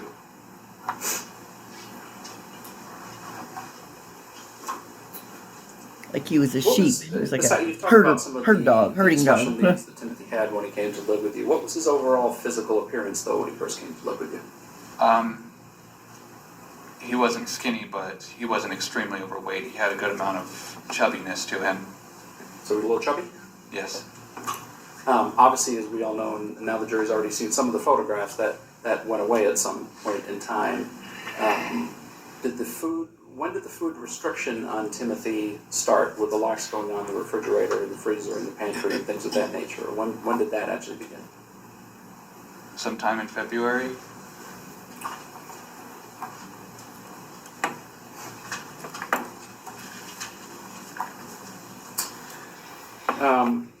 There's been some testimony already about Timothy going on a hunger strike at around the time of Adam's stroke. To your knowledge, did Timothy ever go on a hunger strike when Adam had his stroke? No, sir. There's also a reference to him going on another hunger strike about 2 weeks before he passed away. Excuse me, did that happen? No, sir.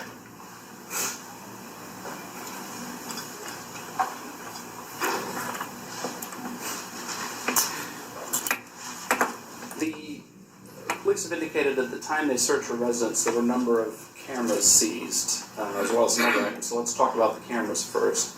What was the purpose of the cameras being inside the residence? To watch Timothy. And who would be watching Timothy on those cameras? My mother, or when she couldn't, she had me do so. And how is it that you would kind of explain for the jury, if you can, how is it that you watched the cameras so you could watch what Timothy was doing? I would log into the app on my phone, and it would alert me if there was a motion movement. So you had you had your phone and you had some type of app on there that was connected to those cameras. Several, yes. And you said that you were also alerted to movement. Were there motion sensors in the home? Yes, and the cameras also had that feature as well. They activated on motion. And what was the restriction on Timothy's movement that would cause those cameras to go off? Where was he limited to? Could you please reiterate? Yeah. Where is it that, where could Timothy go, basically? Mainly he was restricted to the downstairs area, to a closet downstairs. The downstairs area actually contained 2 bedrooms. One was yours and one was G's bedroom, is that correct? Yes, sir. And there was also a bunk bed that was out in that area that I believe the defendant indicated was Timothy's bunk bed, is that correct? Yes, sir. Where did he actually sleep most nights? In the closet. What did you call the closet? Was there a name you used to refer to the closet? The small room. And what was in the small room if Timothy was in the small room? There was a camera monitoring him, even when he slept. Gosh. Was there an alarm on the door as well? Yes, sir. Some type of motion sensor or alarm? Motion, vibration, yes. So we had that on the door and then a camera actually inside the room as well, is that correct? Yes, sir. And were there times where you were required to watch that camera? Yes, sir. And to your knowledge, were there times when your mother was watching that camera as well? Yes, sir. Was there a restriction on how much Timothy could move while he was inside that closet? Could you reiterate? Could you please reiterate, sir? Were there any restrictions on his movement inside the closet, or was it he could move around however he wanted inside the closet? There were restrictions. What were the restrictions on his movement?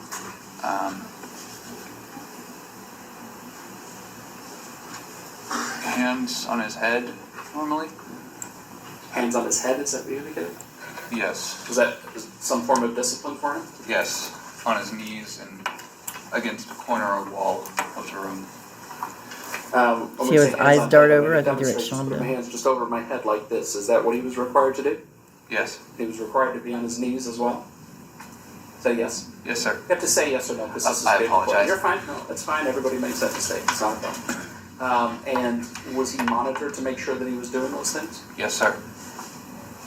And for how long would he have to do these things? Several hours. My gosh. And that was inside his closet, for lack of a better way of putting it, what you referred to as the small room, correct? Yes, sir. Good gosh.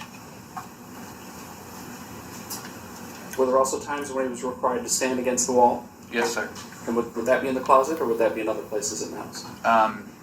At times it would be upstairs by the back door or on the wall between me and G's room. And when he would stand against the wall, how long were we talking about that he would be required to do that? Hours, sometimes overnight. Gosh. At some point, did you utilize some type of alarm or alarms on his body to alert you if he was moving? A vibration detector, yes. Was there more than one that he was required to wear at times? At times, yes. Where were those devices located on his body? They were normally tied to the back loop of his belt, or the back loop of his pants, I apologize. And was there something placed on his wrist as well at any point? Handcuffs, and before that, zip ties, zip cuffs. When you say zip cuffs, are those put together with zip ties? Yes. And those were designed to restrict what? Movement. Of what part of his body? His hands. I think there's a text exchange that the jury's heard a couple of times where it's referencing him tightening those zip cuffs on his wrist. Do you recall that? Yes, sir. And so what was happening that caused you to send that text message and had that exchange with your mother about those zip cuffs? He was complaining about them being too tight. And what was your mother's response when he was complaining about those being too tight? To leave them and she'd deal with it after she got home.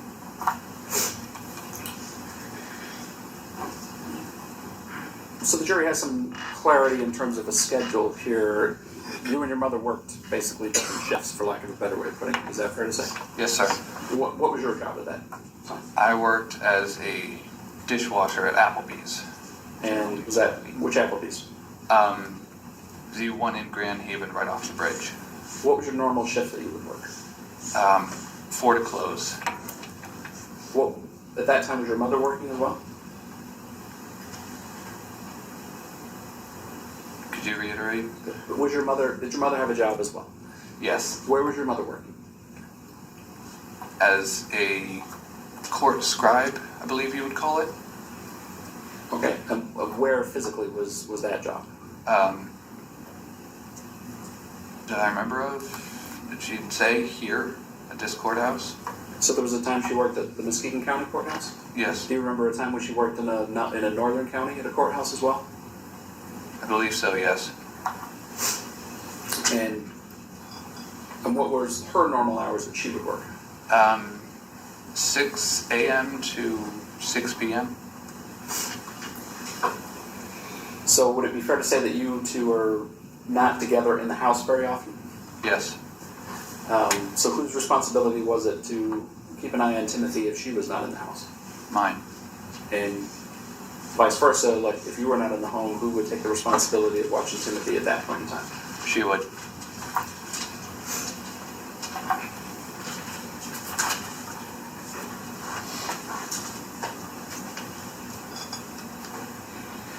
At the small room that you've described, at some point in time there was a tart placed in there, is that right? Yes, sir. And what was the reason there was a tart placed in that room?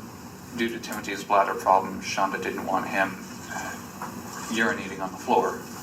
Would that be something that he would do? Yes. Did he wear some type of adult diaper? Adult diaper, yes. And You know, maybe if they gave him more than 1 minute to go, he would be able to go instead of urinating everywhere else. That's just ridiculous. No privacy, that poor child. let me ask it this way: if Timothy had to go to the bathroom, how would he go to the bathroom? He would have to ask, and he would be timed. And who would do the timing? Whichever one of us was there. So he'd ask, Masocast has to ask permission to go to the bathroom? Yes, sir. And what time was he allowed to go to the bathroom? For urinating, it was a minute. For You could say the word, it's okay.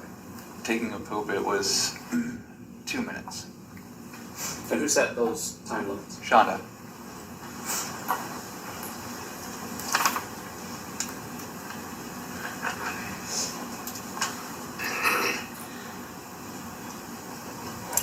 We've seen a lot of text messages and references to hot sauce and hot sauce retrieved from the home.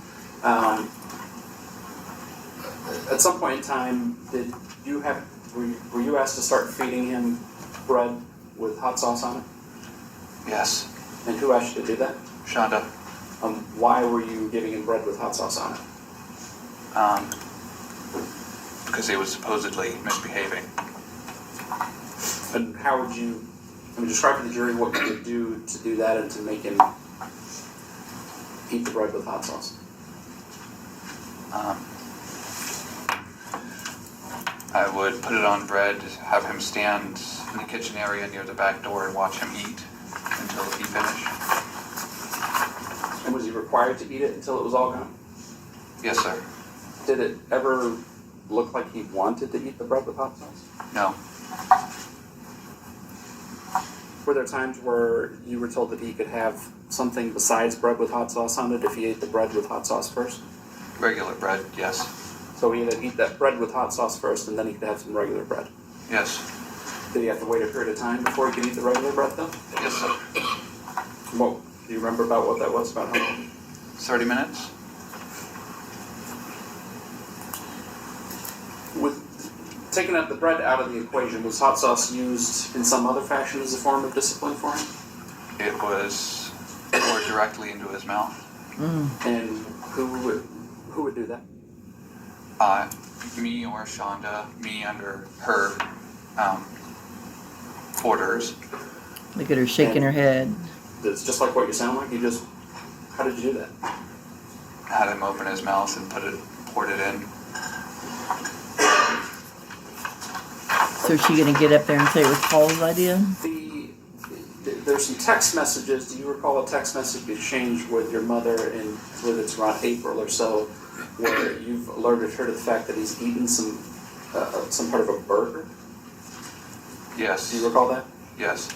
What was it? What part of the burger is it that he ate? Just the crust.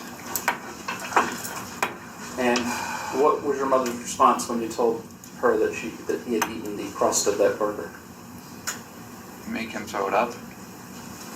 Did you try to do that? I tried at first, yes. How did you try to do that? Putting a finger into his mouth as instructed to the back of his throat to induce vomiting. So who gave you the instruction to put your finger in the back of his throat? Shanda? We don't see a text message to that effect. Were you two also communicating by camera as well? Yes. The cameras had was it a two-way capability basically? You Yes. could talk to the camera or You something. could talk and they could hear. At certain times it could be activated. Was there ever any other time where she instructed you to make Timothy throw up? Yes. About how many times did she instruct you to do that? 3 or 4.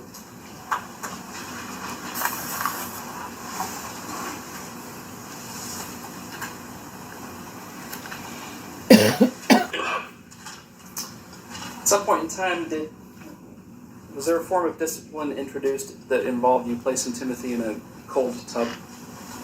Yes.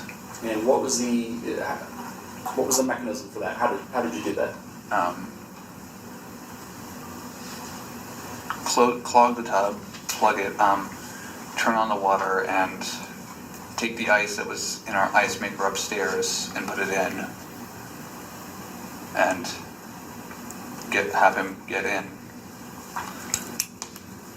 Initially, how long was he supposed to sit in the cold water? 30 minutes. 30 minutes? And that, when we say cold water, we actually mean water with ice cubes in it? Is that what you're talking about? Yes. And how often, when did that start in relation to when Timothy died? If you remember. I do not remember the exacts. And do you know about how many times you did that up until the day the day before Timothy died? Before the day that Timothy died? The day before Timothy died. We'll get to that in just a moment. And I believe that 3, then. So you remember doing it 3 times before the day before Timothy died. Yes. And who would direct you to put him in the ice bath? Shanda?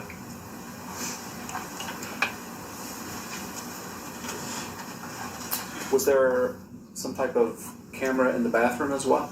Yes, on the counter. Was that camera monitored by somebody if you were in the bathtub or if you were in the bathroom with Timothy? Shanda? Were you instructed to stay in the bathroom with Timothy when he was in the tub? Yes. Why?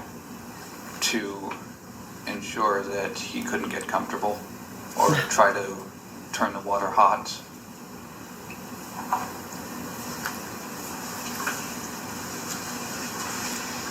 And what would you, if you tried to move around, what were you instructed to do?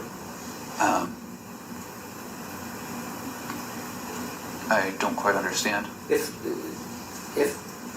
you said that you were supposed to make sure that he stayed uncomfortable, how were you supposed to make him uncomfortable in an ice bath? Put his body at an odd angle that was not a comfortable position to be in. When he was in the tub, would he try to rest his head somewhere? On his shoulder, yes. Or the lip of the tub. Was that allowed? No.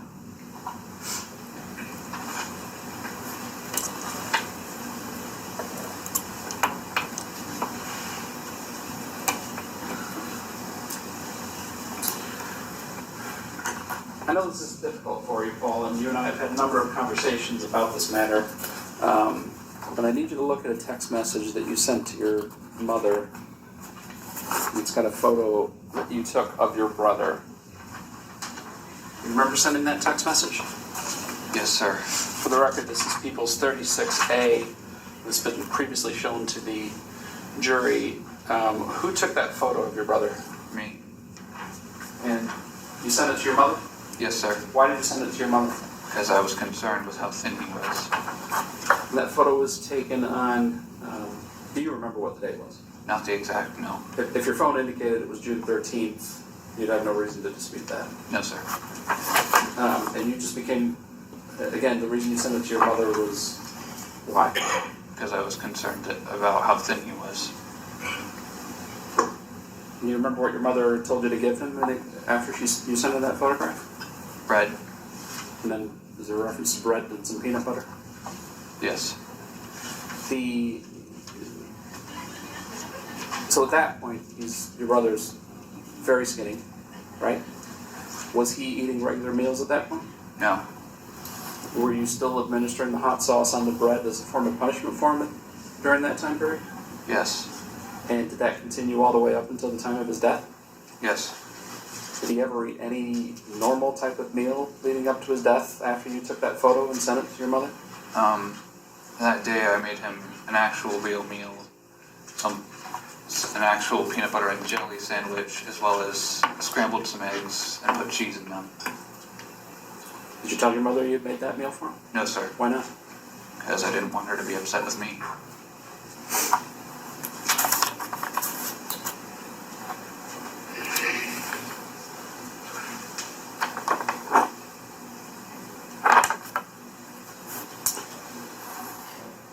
Let's move up to the day before your brother passed away. Do you remember the day before your brother died?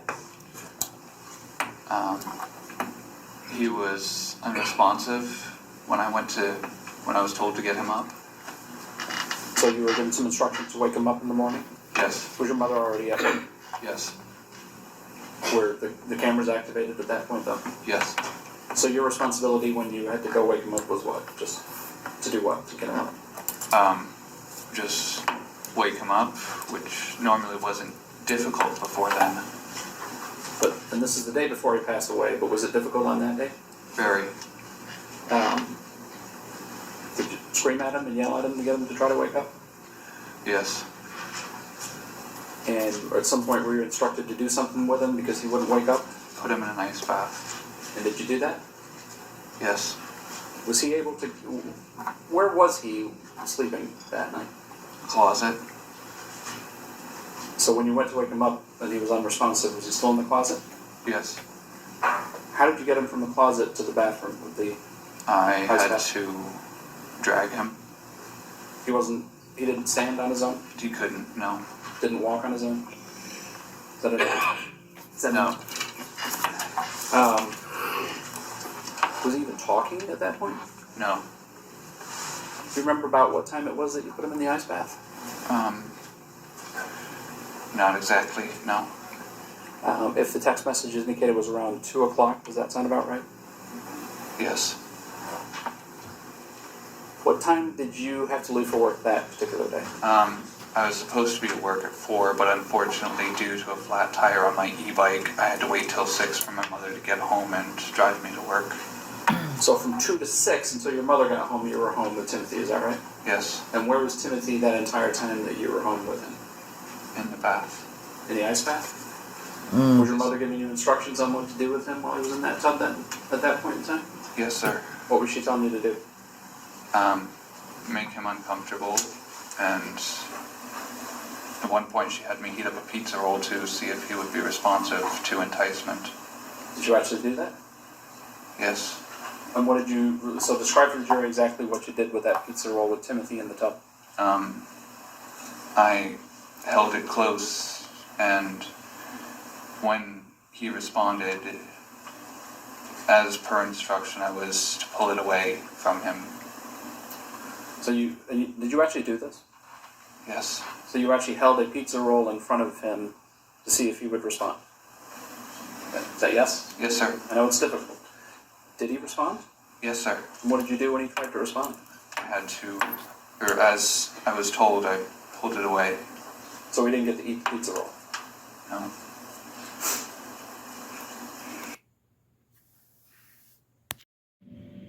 So I'm just going to stop this a minute and look at him.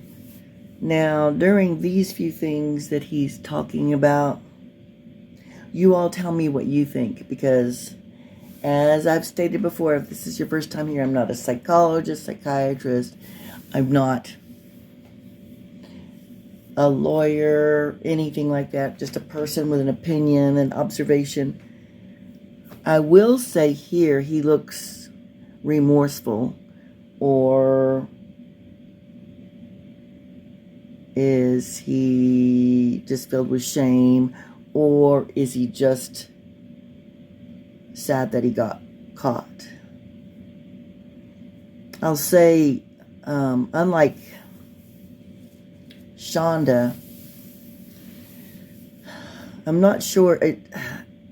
I almost feel like, and again, I am not analyzing anybody. I have no idea. I don't know if he has like a learning disability, because I noticed he kept saying reiterate when the prosecution was asking him questions. The way that some of them were framed, the questions were framed, he didn't seem like he was able to comprehend them. And yet sometimes when he speaks, it sounds like he's very intelligent, but then I don't know if that's just things he's learned from the way Shanda has spoken. Just an observation. But here he does look,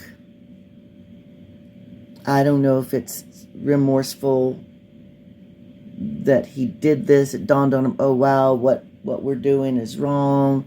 But there's other arguments. Like I said, I'm just second guessing. And so when y'all get down there and make your comments, just remember to be nice to one another, because we're going to have a difference of opinion, and that is okay. It's just more like for us to try to, I don't know, because if y'all like me, you'd like to try to figure out what's going on in their heads and what do we observe by this action or word that they said. And that's all it is. We can agree to disagree, but we don't have to be mean to each other. So please don't do that.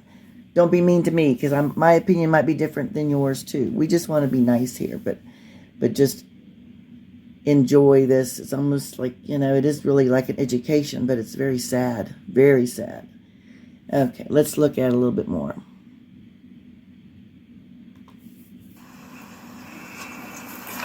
Do you recall while Timothy was in the tub, an exchange where your mother inquired about pouring hot sauce on his private parts? I do, yes. Did you do that? No. That was beyond cool, as everything else was.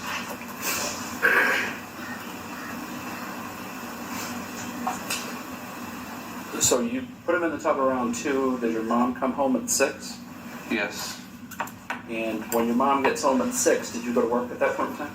She drove me to work, yes. Was Timothy still in the tub at that point in time? Yes. So you and your mom drove to Grand Haven to drop you off at work, and Timothy's just in the tub? Yes, sir. Was he even physically able to move around at that point in time? No.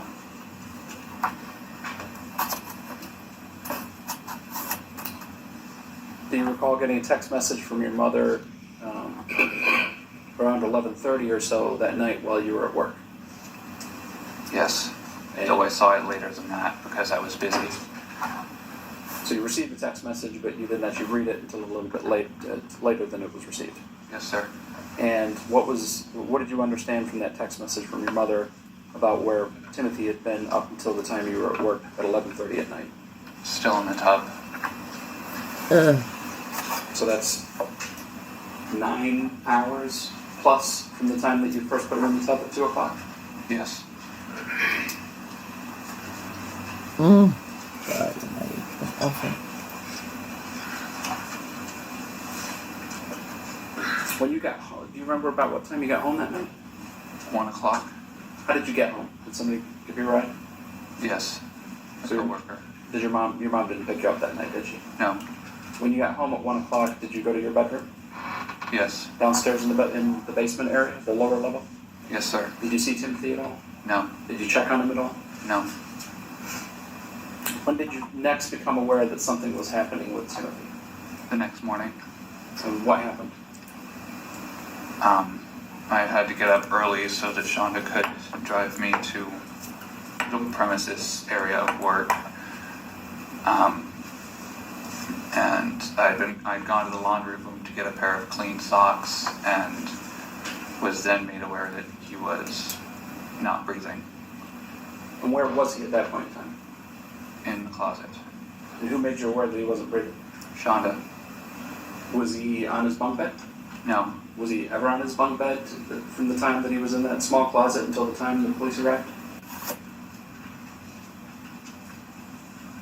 If you know, do you know how much time passed from the time that you first became aware he wasn't breathing until 911 was called? 18 minutes? And during that 18 minutes, did you tell your mother or ask your mother if you were going to call 911? Yes, sir. Do you remember what she said? No. She said no. Sorry, that was my bad. I'm sorry, good. Let's clarify that. Do you remember what your mother said when you asked her if we should call 911? She said no. You didn't call 911 at that time. No. During that time period, You notice how he is very uncomfortable. You notice how he's looking towards her. I mean, I do believe that he is scared of her. But it's so complex. Okay. what were you doing? I was attempting to resuscitate, though it was too late.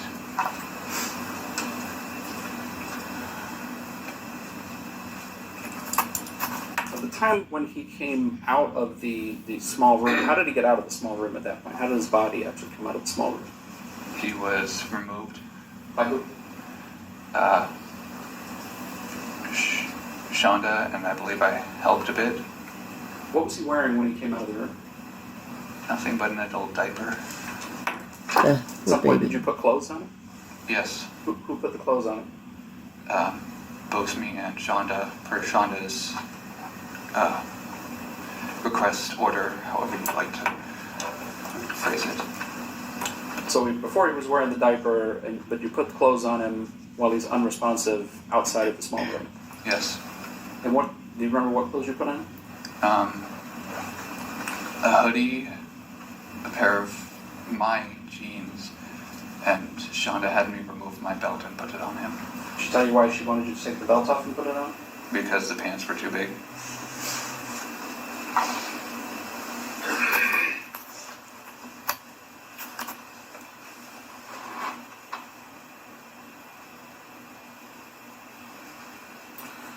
At some point, the 911 is actually called, is that correct? Yes, sir.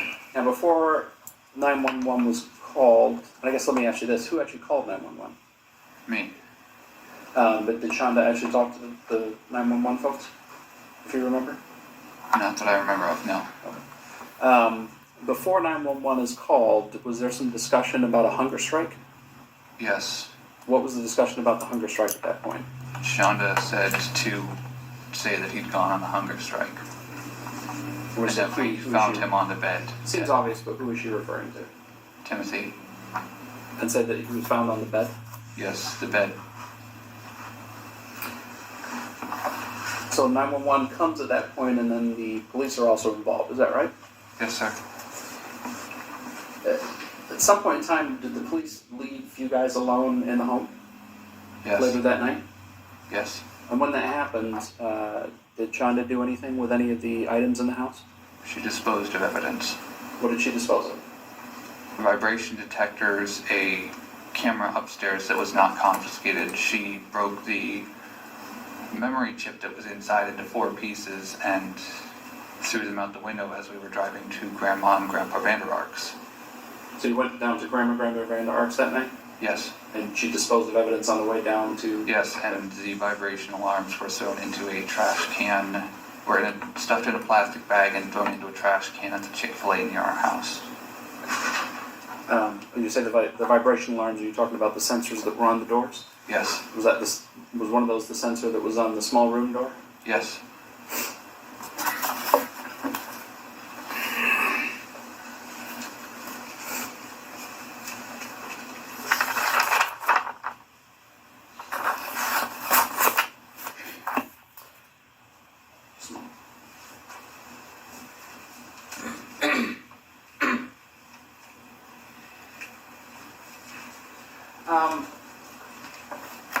Mr. Ferguson, we've had you testified about some of the alarms that were placed on Timothy's body. Did those alarms, what would those alarms do? I mean, how would they make noise or alert people? Allowed beeping. Was that something you could hear if you were in like, close to the alarms? Yes. Through solid wall even. And did Timothy have some ear problems? Yes. What were- Sensitive hearing. It's sensitive hearing? And had tubes implanted at one point. To your knowledge, was Shanda aware that he had these hearing problems and the tubes in his ears? Very much so. And again, to your knowledge, was it indicated to you that the alarms were a form of punishment for him, that as if they went off, they would be harmful to him, distracting to him? I believe so. And we talked about being made to stand against the wall. Was he made to do something else against the wall as a form of punishment as well? Wall sits. And wall sits, for the jurors that might not be aware, is what, basically? Back pressed against the wall, crouched with your legs as though you're sitting in a chair. But nothing to support your weight on your No. buttocks or your upper thigh. No. And at some point he was forced to do that as well. I have no further questions. Before we begin, I think it's a good time to take a longer afternoon break. So let's adjourn till approximately 3:45, and then we'll return. All right, please rise.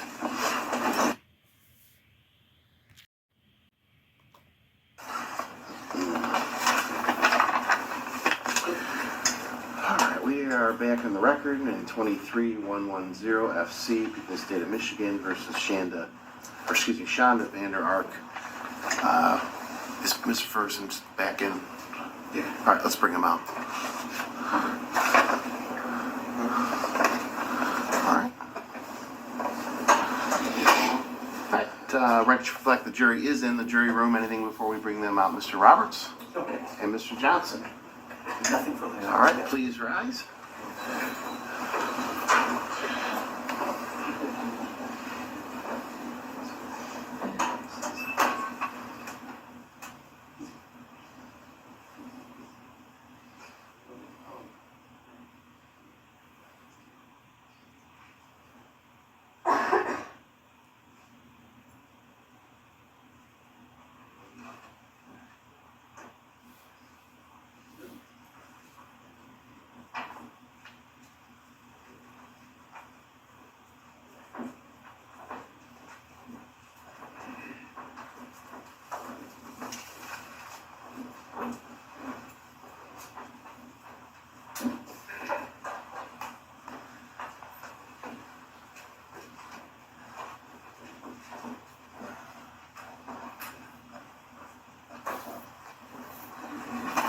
All right, you may be seated.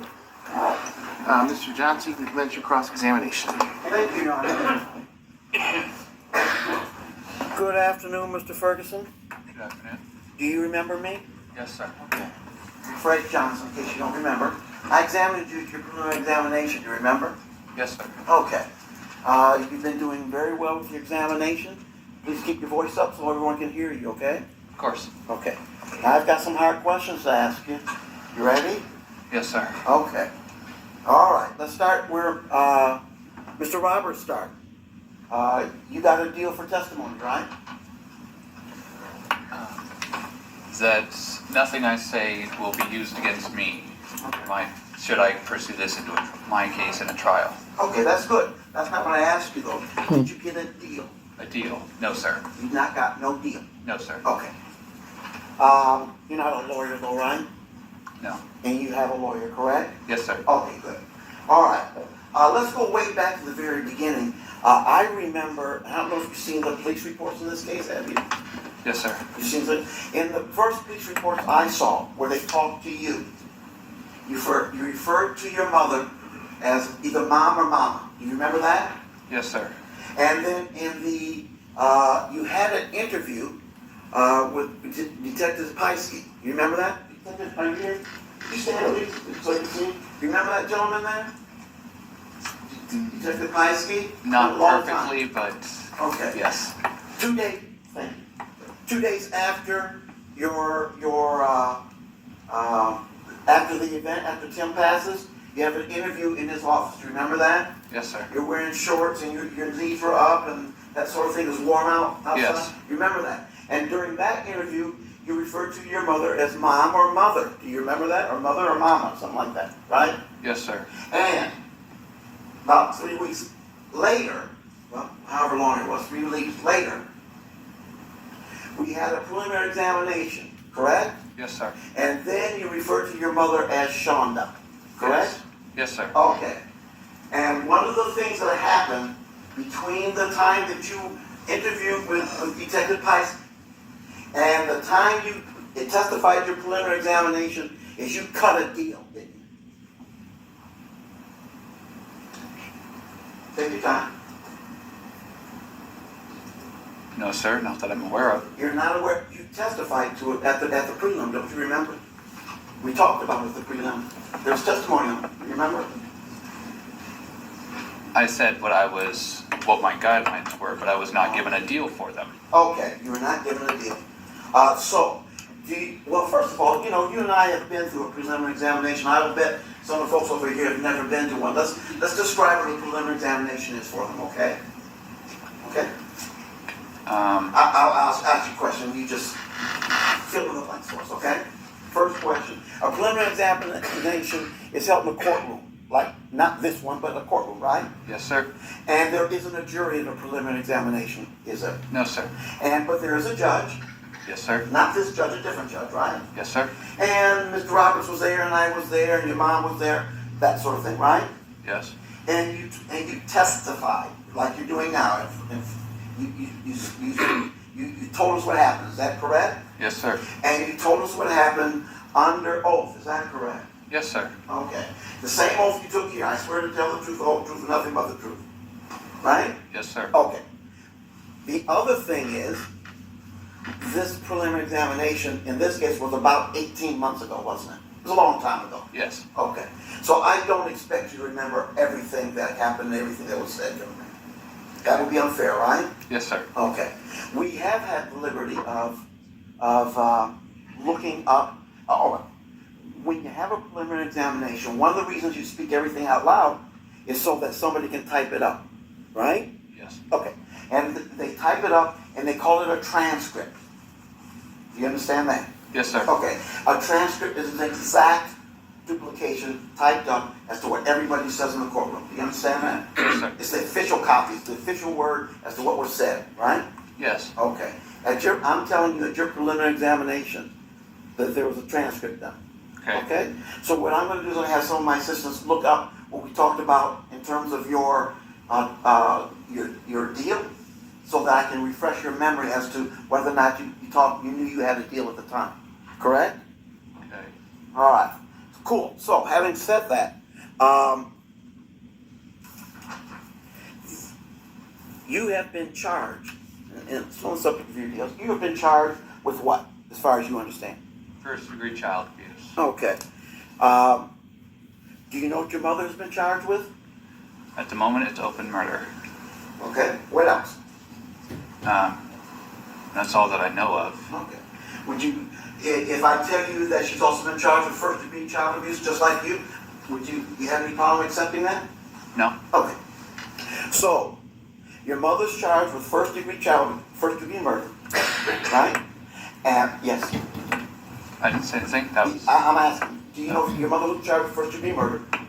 Yes. Okay, and according to the first-degree child abuse, correct? Yes, sir. Okay. And according to your testimony and other things you said, you're the one who put the hot sauce in this boy's mouth.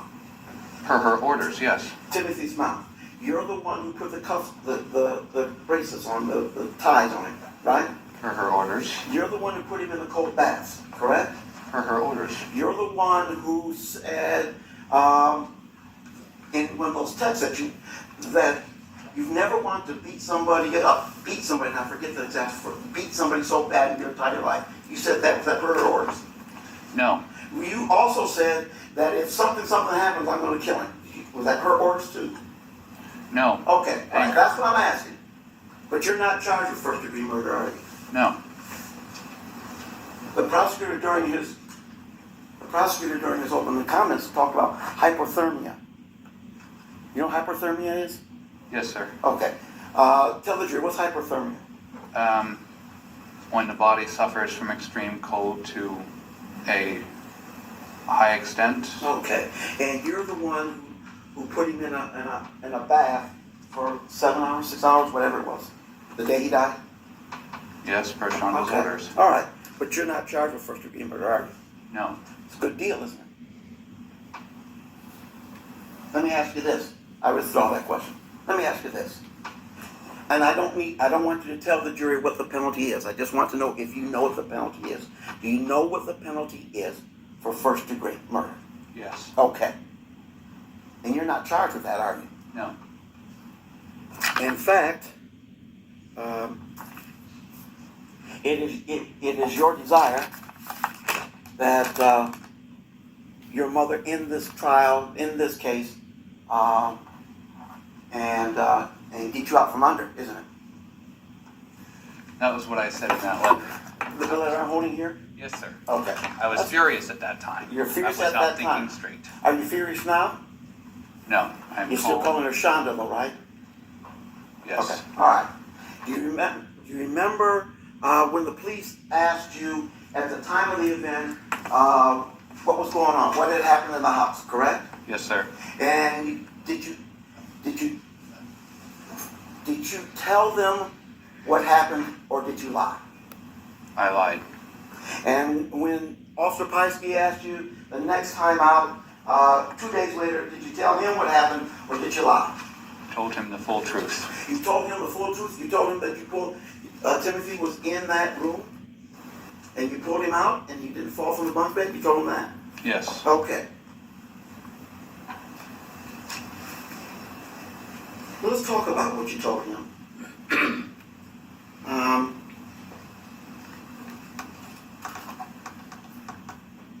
You told him that Timothy had passed all his final exams. You remember telling him that? No, I do not. Did he? I can't say for certain. I don't remember. You don't remember? Okay.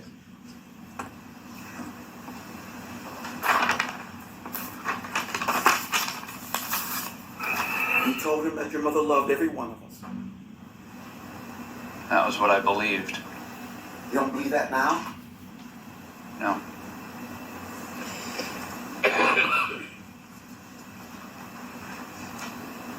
You told him that Timothy went on a hunger strike. You remember telling him that? I told him that at the house, yes. You remember telling him that 2 days later? No.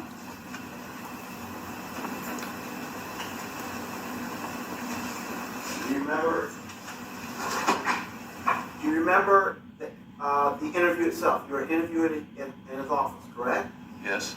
And did you know that there was a recorder going on? Yes, sir. And that recorder was recording everything you said? Yes.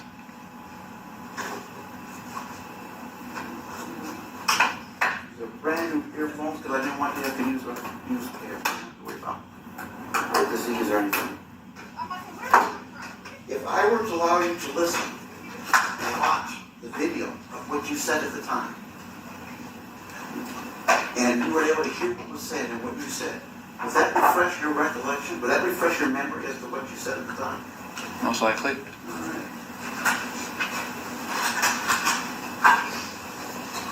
I may take just a moment, Your Honor.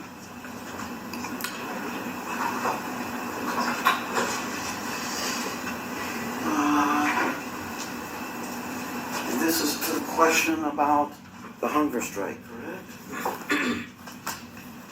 Let me make sure this works.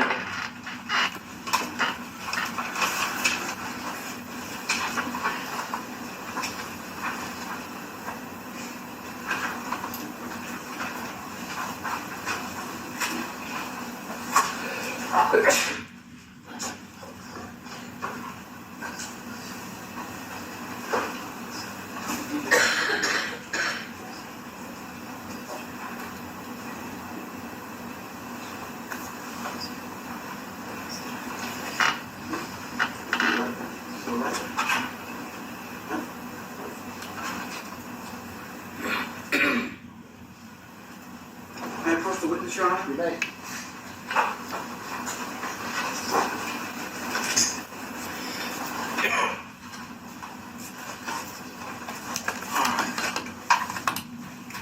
I'm sorry, I put them on. You mind? I put them on before you. Can you still use them? Yes. All right. Tell me, is that comfortable? Yeah. Okay. I'm going to play you the part, I think, where you're talking about the hunger strike. And I don't want you to say anything. I just want you to listen to what was said, okay? And then I'll ask you questions about it.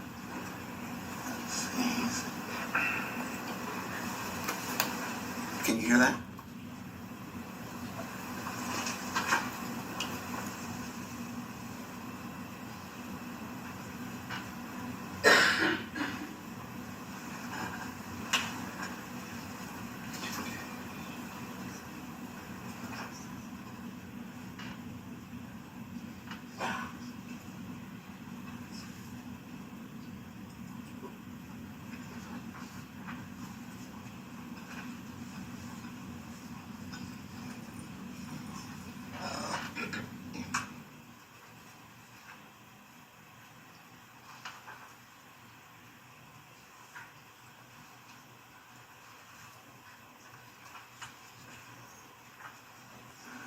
Pause it. Did they speak of the hunger strike yet?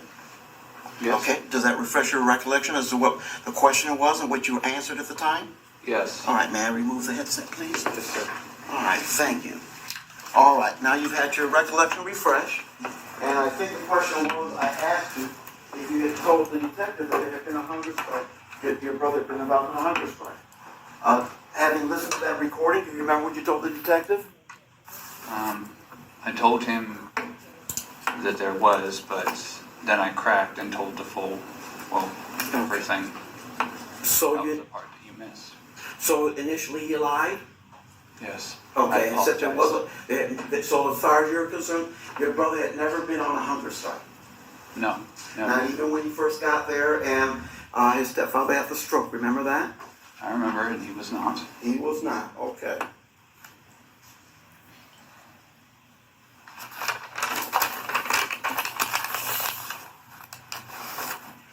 Do you remember telling the detective that your brother could walk? And that he was never there was never anything major wrong with him? I do not remember that, no, but Okay. Did you remember telling the detective that your brother was looking around and didn't talk when he was in the tub? no. Oh, one of the things we talked about cold baths and ice baths. You showed the detective how much ice was in that ice, those ice. Where did the ice come from? The ice maker, there How wasn't a lot. Now, you know it's on tape, right? You showed the officer how much was in that ice maker makes, right? You remember showing with your hands? Not a specific amount, but I remember showing him. Do you remember showing him? Well, it's on the tape. Would you like to see it? No, sir. Okay. My recollection is you showed the officer that he said how much ice is in it, and you did like this. You make this gesture where you put your hands together and to form like a pocket for about that much ice. Do you remember telling him that? Yes. Okay.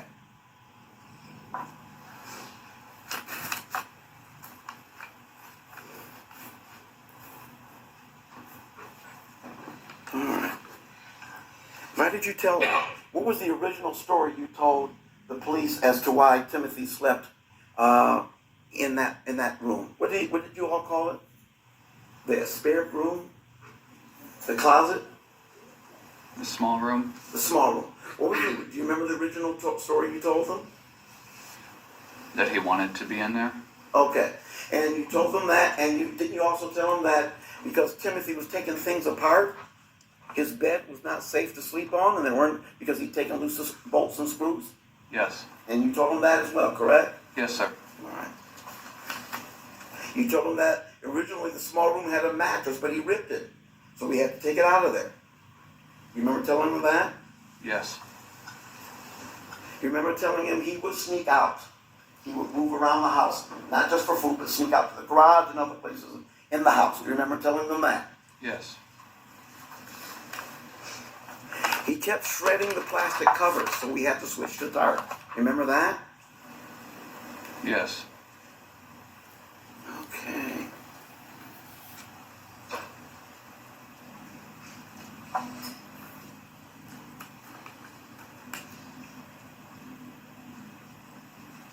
Tell me about the hot sauce thing. Tell me about how was the hot sauce administered? Either slathered on bread or administered directly orally. Okay. And you would do those things, correct? Under my mother's orders, yes. Under your mother's orders. By the way, one of that pizza. Remember that you testified that pizza. You gave him that pizza, that mini pizza, whatever. And, that right, and pulled it back once he responded. Yes. Do you know?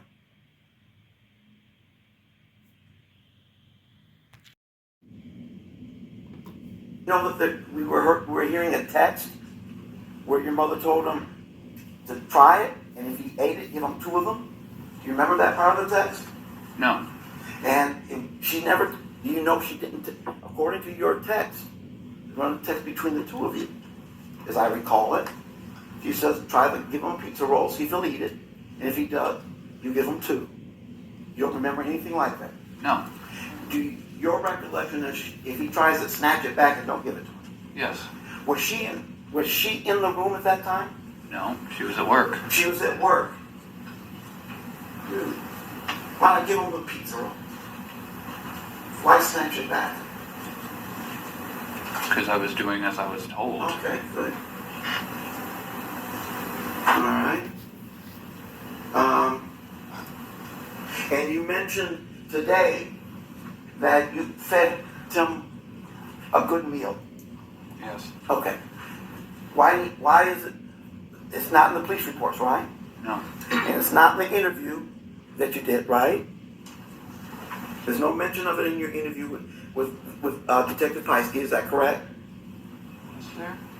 Yeah, I'm sure. There's no mention of it, correct? If you don't remember, that's fine. I don't remember. Okay. There was no mention of it at the preliminary examination when you were under oath, correct? I don't believe I was asked. Okay, good. But you certainly didn't mention it, correct? No.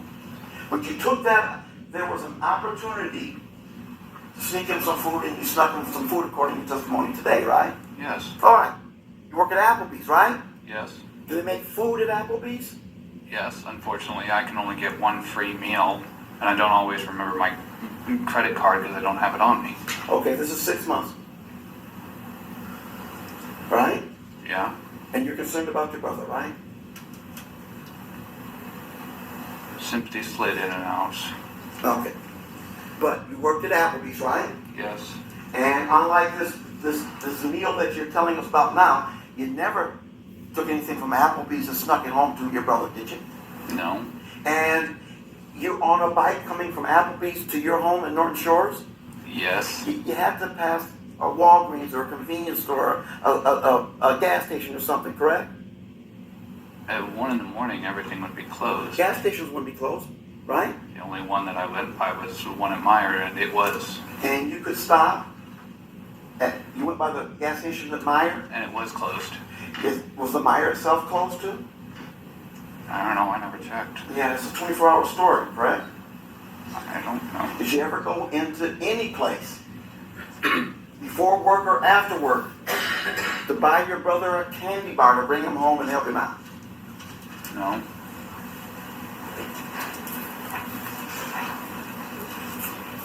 You kept saying during the text, you kept saying, young man, that you were under the impression that what Timothy was going through was an act. Do you remember that? Because I was convinced by my mother. Okay. You thought it was an act, correct? Yes. You thought he was faking it, correct? Yes. The seizures, You thought that was an act? Yes. The shaking, you thought that was an act? Yes, I wasn't there when some of that occurred. The trembling, that was an act? Did he cry when you had him crouched like that? When you had him do that back thing against the wall, did he cry? Not cry, he complained. Did he cry when you had him stand up for hours against the wall? Did he cry? No. Okay. I remember of. You don't remember any crying, any complaining, do you? No. Okay. When you cuff him, did he cry? No. You said he would close, well, it's been said, you haven't said. He would close the loop on those cuffs and make them tighter on his own wrists. Is that your recollection? Yes. You didn't do that, right? No. Did he cry when that happened? He complained about it, and that was how I knew. Okay.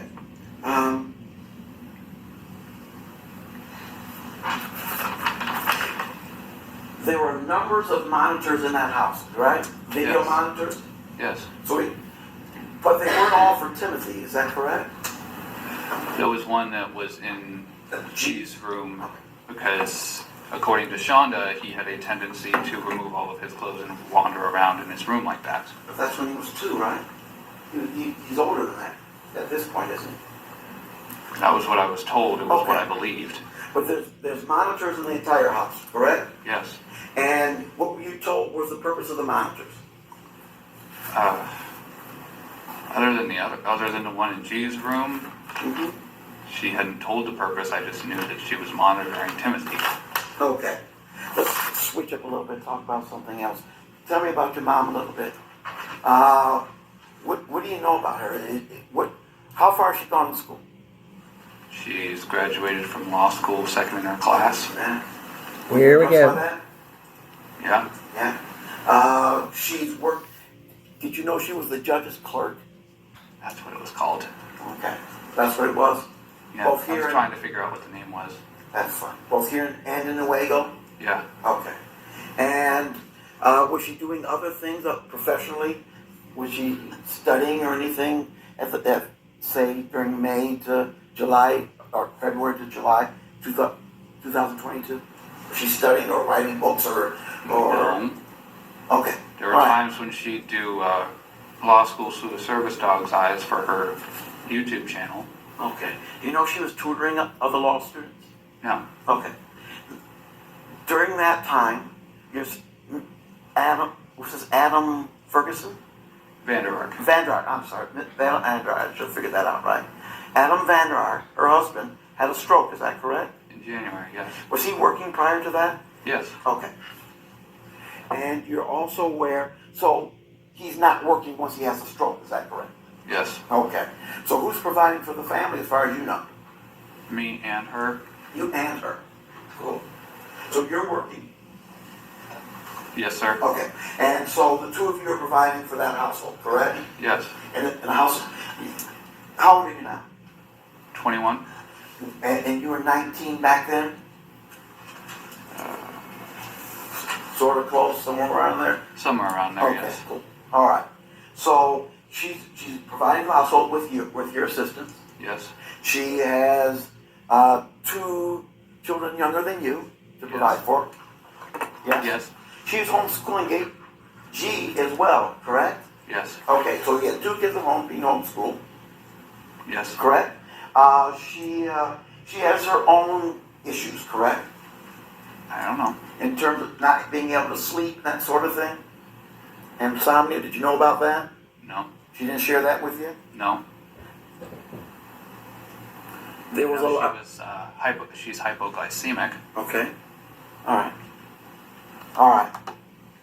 So there's a lot going on with her at this point in her life, isn't there? Yes. And you're not just babysitting, she's relying upon you to watch the kids, is that correct? When she's at work, you watch the kids. When you're at work, she watches the kids, correct?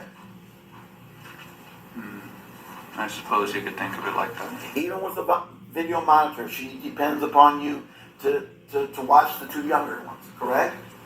Yes. And in that circumstance, she would come to rely on, not everything can be seen on a camera, correct?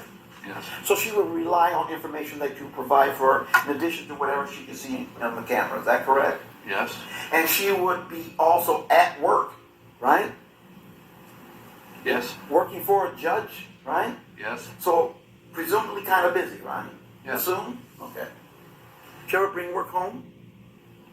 That you know of? Not that I remember of, no. Okay. She'd tell me some of what went on in court at times. Okay. And there were pets? Yes. Okay. These are big dogs, right? Yes. What type of dogs were they? When how do I put this? By the time all of this transpired, we only had Sharma and Piper, but Piper was living with my step-grandparents. Yeah, these are, what are they, the Great Danes or Greyhounds? Great Dane and Sharma, or Piper was in Newfoundland. Okay. All right. Okay. We saw, oh, I'll strike that, that's not relevant. Okay. Let's go back to the interview with Detective Piesky, if we would. Do you remember telling Detective Piesky we weren't neglecting him, and even if we were, it wasn't intentional? Somewhat. You remember that? Yes. That's true, isn't it? I'm sorry? That's true, isn't it? It wasn't intentional, was it?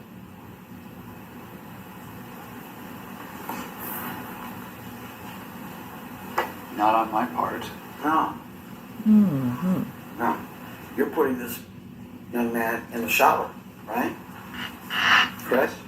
And you gave him 3 showers, right? That you can remember? 3 baths? Yes. Okay. So you know what his body looked like at that time, correct? Yes. And this happened, well, the one was, 3 weeks before he passed away, the one in June with that picture that you took where he was standing there, and you took a picture of him with his shirt off and then pulled up his pant legs. That happened about, a month before he died? Give or take. Okay. And you told Detective Piesky we weren't neglecting him, and even if we were, it wasn't intentional.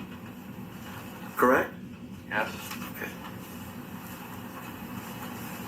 You told Detective Piesky that she, meaning your mother, didn't want this. We loved him so much. Correct?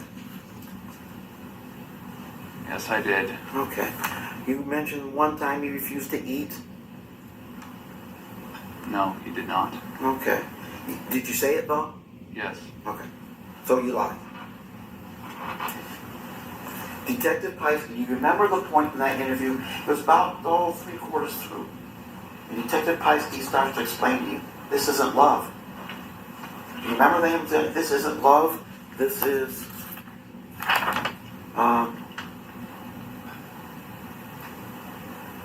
I remember. yeah. Use words like disgusting and okay, that sort of thing. Remember that? Yes. Why does he have to tell you that? Did you not know that? He shouldn't have had to. No, he shouldn't have had to. But before he died, when your brother passed away, did you expect that? Or were you surprised? I was surprised, shocked, Okay. horrified. How about your mom when she was in that room? We have that on video a little bit. You remember how she responded to that?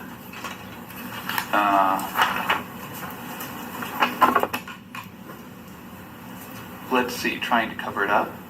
Do you remember her crying? Crying? No. If it's on the video, would that be accurate though?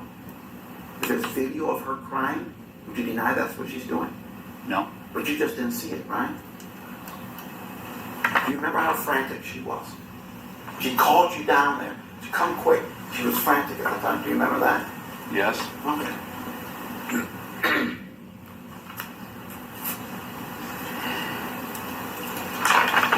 You told the Detective Piesky that your brother Tim would force himself to throw up. Do you remember saying that? Yes. Do you remember telling Detective Piesky, if I could take his place right now, if I could give him his life back, I'd do it. I'd do it in a dadgum heartbeat. Do you remember saying that? I stand by it. Yes, sir. You never intended your brother to die. did you? No. And you came to the conclusion that your mother intended it after, right? Not while he was alive. Yes. You thought your mother was a good mom, didn't you? You told Detective Peisky that, didn't you? Yes. As well as the fact that I haven't got a diagnosis and I don't know how to explain it. That's fine, too, but I'd say it's something similar to Stockholm Syndrome. okay. I have a desire to find a role model that's, due to my own low self-esteem, I would do anything to make proud of me. Okay. And that's not an excuse, I know, but I feel like I'm glad that I was at least able to realize it so I can correct it. While he was alive, in one of the texts, Well, it's a little your mother late. asked you, should we be worried? Should we be worried about him? Is he okay? And you say no. Do you remember that? No, That he's okay?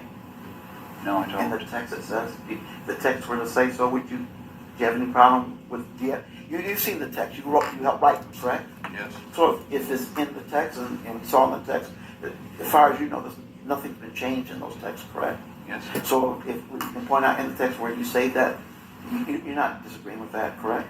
No. Do you remember the time when you asked her, we should be feeding him, he's too thin? And she says, give him a little something, and then you just keep going on after that, back to the old routine. Do you remember that? Do you remember after you Text, it's likely true. You sit on that text with his shirt off and his pants leg pulled up. And you say, Mom, you need to feed this guy. Something to that effect, right? Yes. And she says, okay, give him something. She gives, I forget what it was. Bread. Okay. Just bread. Okay. And then after that, did anything change? No. Okay. Because I was too afraid to put my foot You down. too afraid? A minute ago, you just want her to be followed. There's Now you're various afraid? reasons. And I'm not trying to excuse my own actions. Well, yes, you are. I disagree. Let me ask you this. Let me ask you this. Do you have a cell phone? Yes. What happens when you have your cell phone and you press 911? You're connected to the college stuff. Did you know that when you were 19? Yes. Did you know what Child Protective Services were when you're 19? More or less. The one thing, when we just listened to almost an hour and a half of tapes, of transcripts from your text messages, you did say no to her when she asked you to put hot sauce on his penis. Yes. Huh. But you didn't, okay. You weren't scared? You weren't scared to refuse it? Not at that point. And I don't recall, I sat here and I listened, I don't recall any other point where you told her no to anything she asked you to do. Do you remember any other point where you text, where we can show it in the text, or I told her, no, I'm not going to do that, Mom? No. From the standing in the corner, to the hands on the head, to the hot sauce, to the shackles. Did you put, was this leg shackle? We found this metal shackle, this chain, leg shackle. Were you familiar with those? A little bit. Did you put those on him? When I was directed to. When you were directed to? How many times were you directed to? Quite a few. Would you be surprised to know that there is no text where you even discuss the leg shackles, much less putting them on him? Would you be surprised by that? Very. Do you remember, let's see.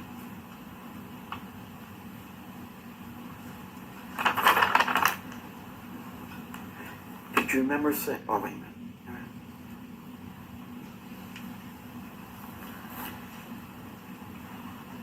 Do you remember telling the detective that you were concerned? Yes. Okay. Is there, as you sit there right now, do you love Timothy?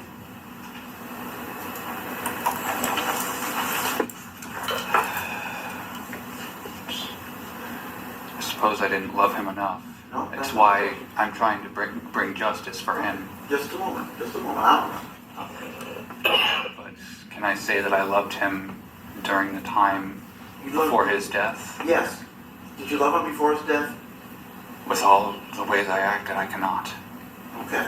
Let me ask you this.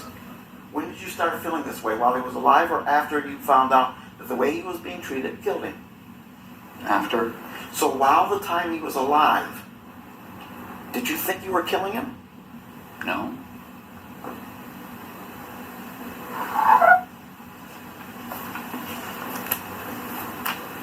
You told Detective Paiske that we didn't want this. We loved him so much. That was what I thought, but it's not true.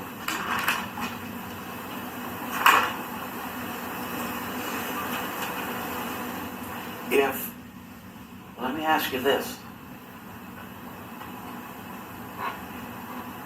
If you knew Timothy was in trouble, say the house was on fire, hypothetically, would you help him?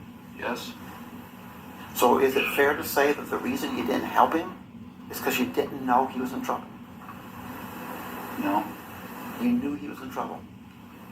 Now, I'm not talking about now, I'm talking about then, when you were living through this. You just said you didn't know you were killing him. So did you know you were killing him or not? No.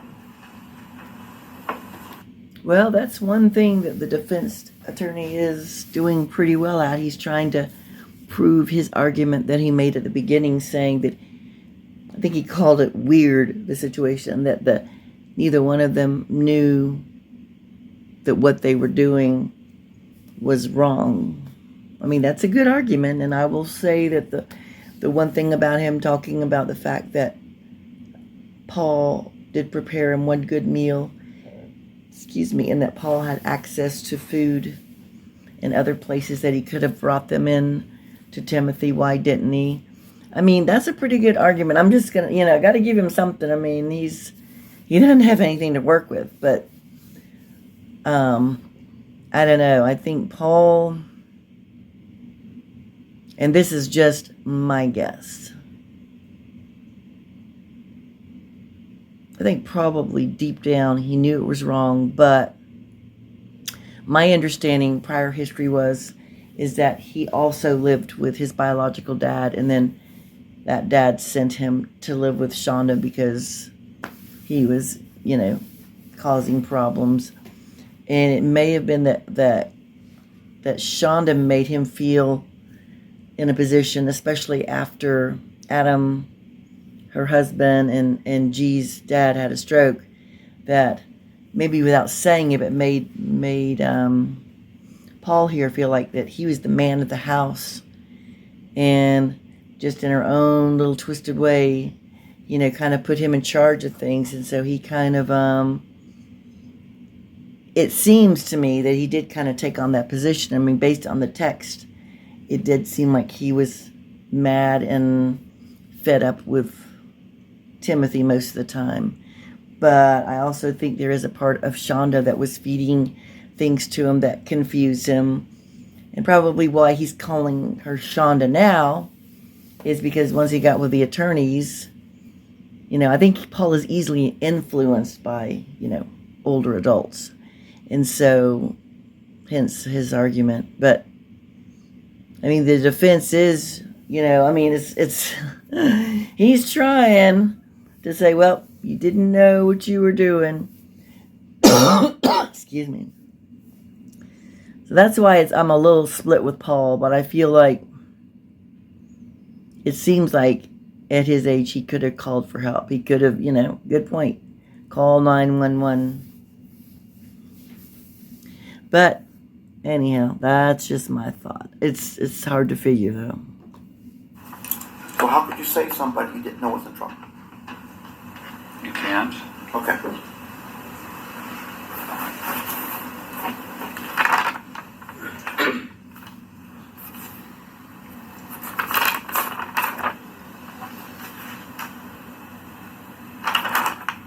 One moment, please, young man.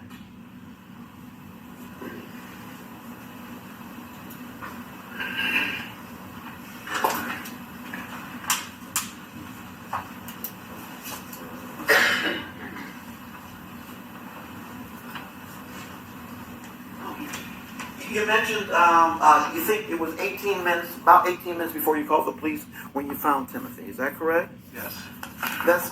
Why did you think it was 18 minutes? Somebody tell you that?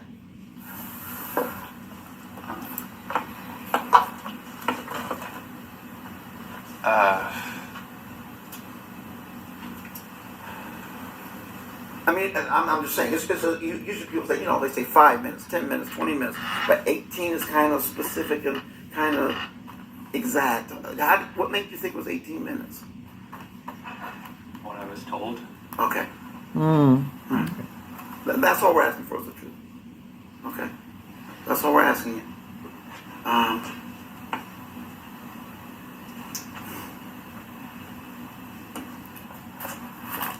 Thank you. I have no further questions. Mr. Roberts, any redirect? All right, Mr. Ferguson, let me let you off the hook there with that last question about the 18 minutes. You and I discussed the Yes. phone call to 911, didn't we? Yes, sir. And I'm the one that told you it was 18 minutes, wasn't I? Yes. Do you have any reason to doubt that it was 18 minutes or so before you called 911? Not at all. You recall the time actually taking place, though. You recall it actually happened, correct? Yes. And at one point during that, did you before you called, did you say to your mother, I think we should call 911 or Yes, should we sir, call I did. 911? And what was her response? No. And Timothy was completely unresponsive at that point, wasn't he? Yes, sir. Wasn't moving, wasn't breathing, eyes wide open, Glassy. glassed over. And she said no when you said, should we call 911? Yes, sir. Let's talk about the interview with Detective Peasky. I don't know if Mr. Johnson in the video that he showed you had dates or times or anything like that. So let's just walk through this step by step. When you were at the house, when the police were there, did Detective Peasky talk to you? In one of the bedrooms? I know that I was talked to by an officer. I don't remember which one, but there's a report that says it's him that it is. Okay. You're not denying that you talked to an officer in the house while everything was happening, right? Timothy's still in the house at that point. Police Yes, are sir. investigating. You talked to an officer, right? Yes, sir. At that point, did you stick with the hunger strike story, the story that your mother had told you that you were to tell Yes, the sir. police right before you called 911? Yes, sir. And you told the officer that at that time? Yes, sir. And that was actually the day that Timothy passed away, correct? That was actually at the house. Timothy was still in the house, or maybe had just been removed from the house when that happened, right? Yes, sir. And when you talked to Detective Peasky at the Norton Shores Police Department, was that the next day? I believe it was a few days after. So within a few days of Timothy dying, you're talking to Detective Peasky at the Norton Shores Police Department, correct? Yes, sir. And you weren't truthful with Detective Peasky, weren't completely truthful with him at that point in time, were you? No, sir. What story were you sticking to in terms of what had happened with Timothy and the things that had been done to Timothy? The hunger strike. And then whose idea was it to come up with the hunger strike story? Shanda's. You yourself were not arrested on your charge until about a week after that, correct? Yes. And at that point, then you sit down with detectives and give another statement. Yes, sir. And you're not here today trying to convince the jury you were telling the truth when you talked to the first officer or you talked to Detective Peasky that first time, are you? No, sir.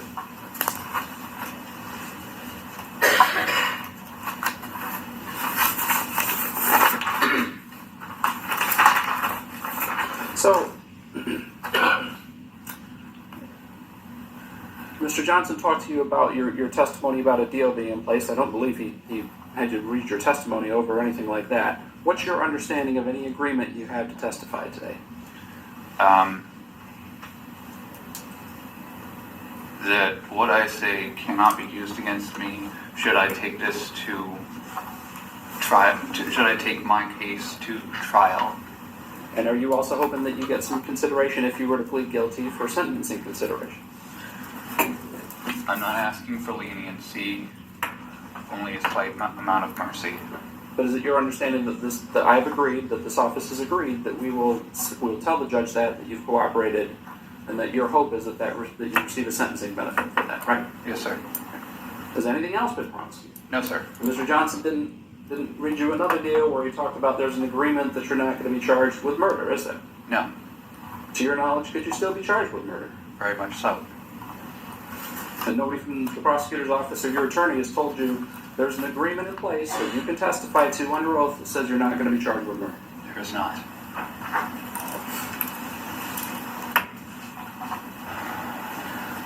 So when you're demonstrating to Detective Peasky about the ice that's being put into the water, I'm assuming this starts with cold water in the tub to begin with. Is that fair to say? As cold as it can get. We didn't have hot and cold. It was a single knob that turned, and it would get hotter with with how far you turned it. So it's not like you were putting ice in a lukewarm drink to make it colder. You started with cold water and put ice in on top of that, correct? Yes. And could you have been underestimating how much ice you were putting in there if you were demonstrating? I don't know what this means, demonstrating with your hands, but I could have very well been.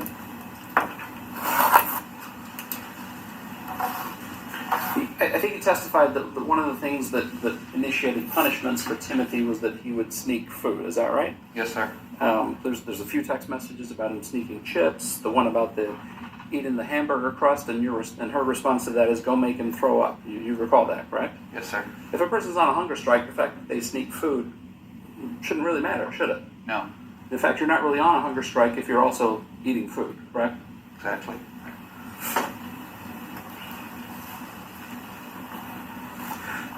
Let's talk about the pizza roll incident in the bathtub. Was Timothy in the bathtub, in the cold tub, when you did the thing with the pizza rolls? Yes, sir. Mr. Johnson asked you, and there may have been some confusion here because there are a lot of text messages, admittedly. But who was actually watching on the cameras while you were in the tub, while Timothy was in the tub and you were watching him? Shanda? And was she directing you what to do, both in text messages and through the camera? Yes, sir. And whose idea was it to warm up the pizza roll and hold it in front of him and then pull it away before he tries to eat it? Shanda's.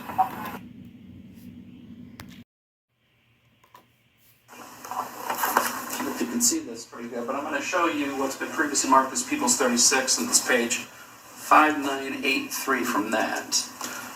Can you see that okay to read that top text message there? Would you like me to read it? Yep, go ahead. Crazy idea. Ask Gabriel if he wants some pizza rolls, and heat up a set of pizza rolls and take one and offer it to Timothy and see what he does. Put it right in front of his mouth, but be ready to yank it back if he tries to eat it. Now that's her text to you, correct? Yes, sir. And did you actually do that? Yes, sir. And she was watching on the camera. Yes. And were you worried about what would happen if you didn't do that because she directed you to do it? Very much so. It's even more difficult. Could you see the time that is sent? Down here. 7/5/2022. So that's the date. Is there a time after that?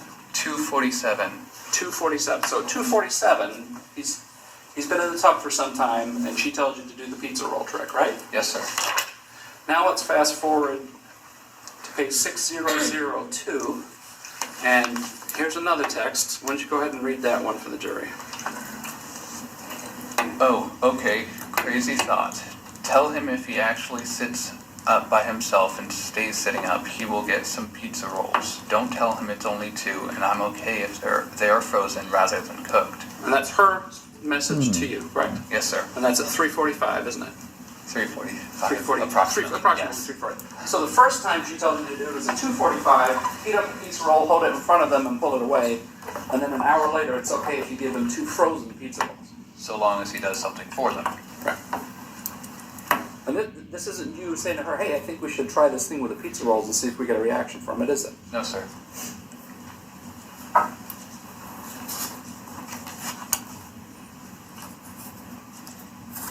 Mr. Johnson was asking you about your, and there are a lot of references between the two of you about, oh, this is just an act on his part, he's acting, see how fake it is. You wouldn't disagree that there's a lot of text messages back and forth between you two, is there? I would not. It goes without saying, but you are not Timothy's father. No. You are not Timothy's mother. No. Obviously. Have you ever raised a child before? No. Why were you so convinced that any of this was an act? Because she was his mother, and I suppose I believed that mothers know best. If you have the right ones, they do. Let's talk about your mom again, because Mr. Johnson brought up a number of points which are really quite impressive in all candor. Your mom graduated second in her class from law school, didn't she? Oh, Yes, Lord. sir. Your mom passed the bar exam with a score of like 182 out of 200, right? Yes, sir.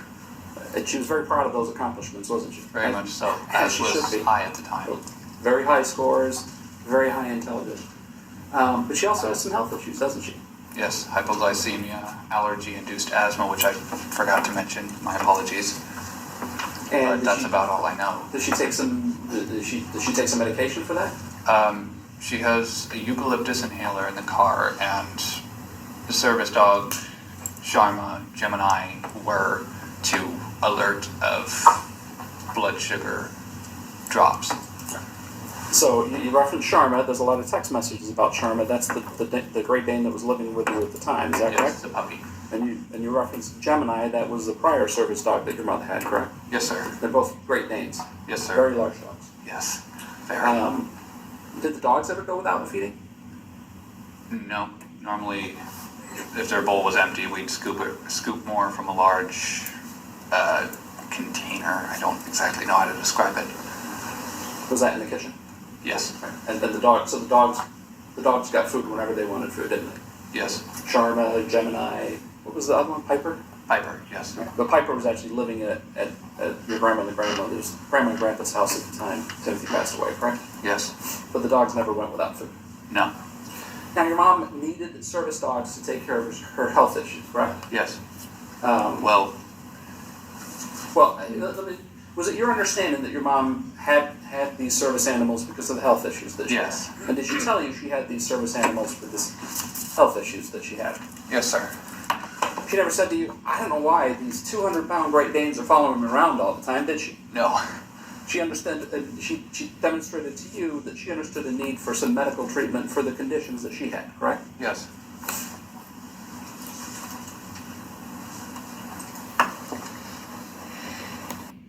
Yeah, they definitely love the dogs more. Which, to be fair, in some cases I might love dogs more. Not over my child, of course. You know what I mean? But people I don't like. But you notice they were both smiling. Obviously, the dogs received a lot more love than Timothy.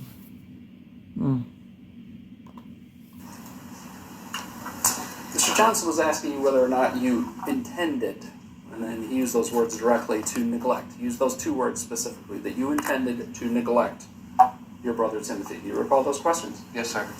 And I think that was tied back in again to the interview with one of the interviews, or maybe the interview with Detective Peasky, where you said it wasn't your intention to neglect Timothy, correct? Yes, sir.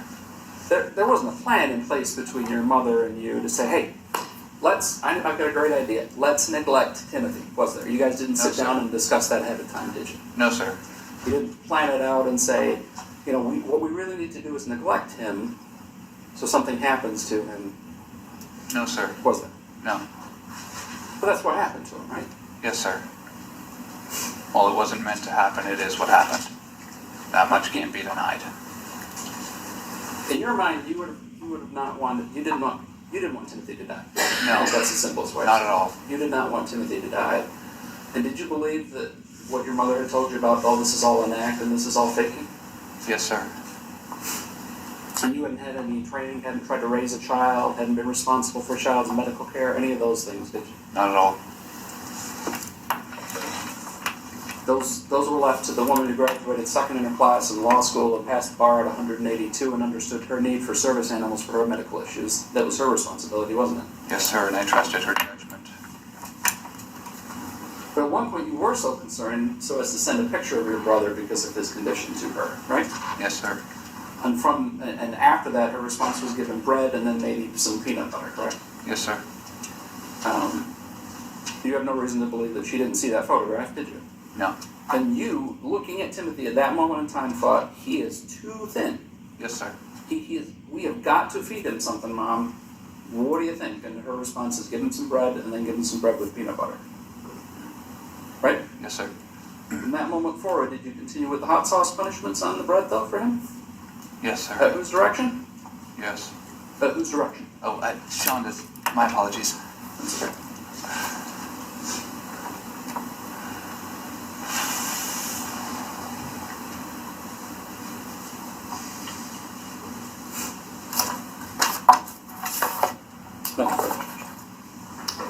Johnson. First, you testified that you're the one who called the 911 dispatch. Is that correct? Yes, sir. They've made a tape of that, and I'm going to check it tonight. But I thought I heard a woman's voice calling for 911. How sure are you that you're the one who made the call? Honestly, only about 80%. Okay. I can't say for certain. Shock, panic. Right. It's hard. Okay. Thank you. I have no further questions. Mr. Roberts, any follow-up? No. All right. Mr. Weaver, can you check on your jury questions?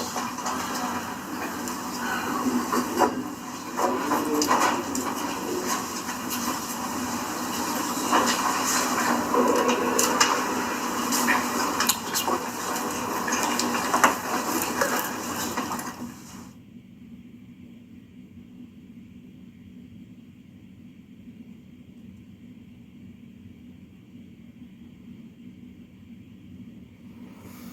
Wow, that testimony left me feeling tired. Just to hear, oh my goodness, how do y'all feel after? Just crazy stuff.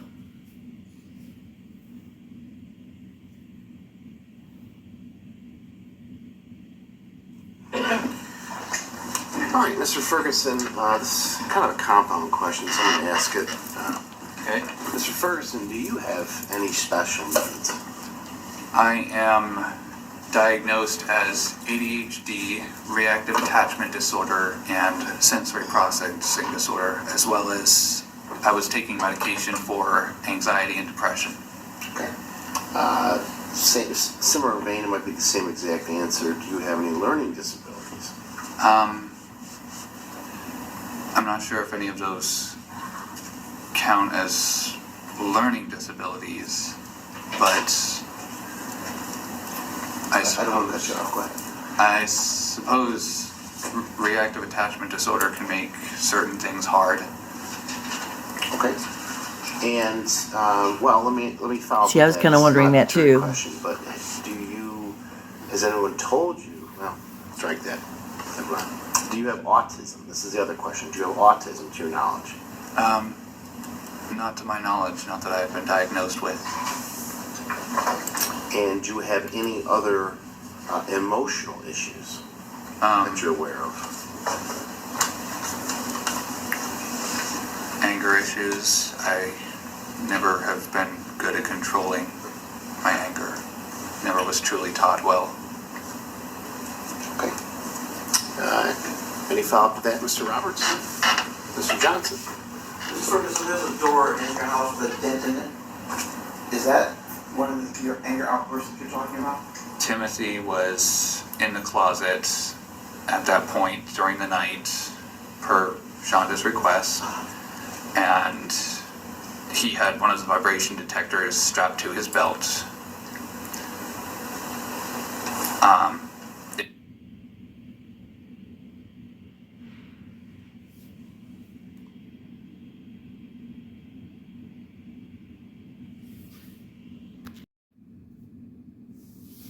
So unfortunately, that last part of Paul answering Mr. Johnson's question was cut off.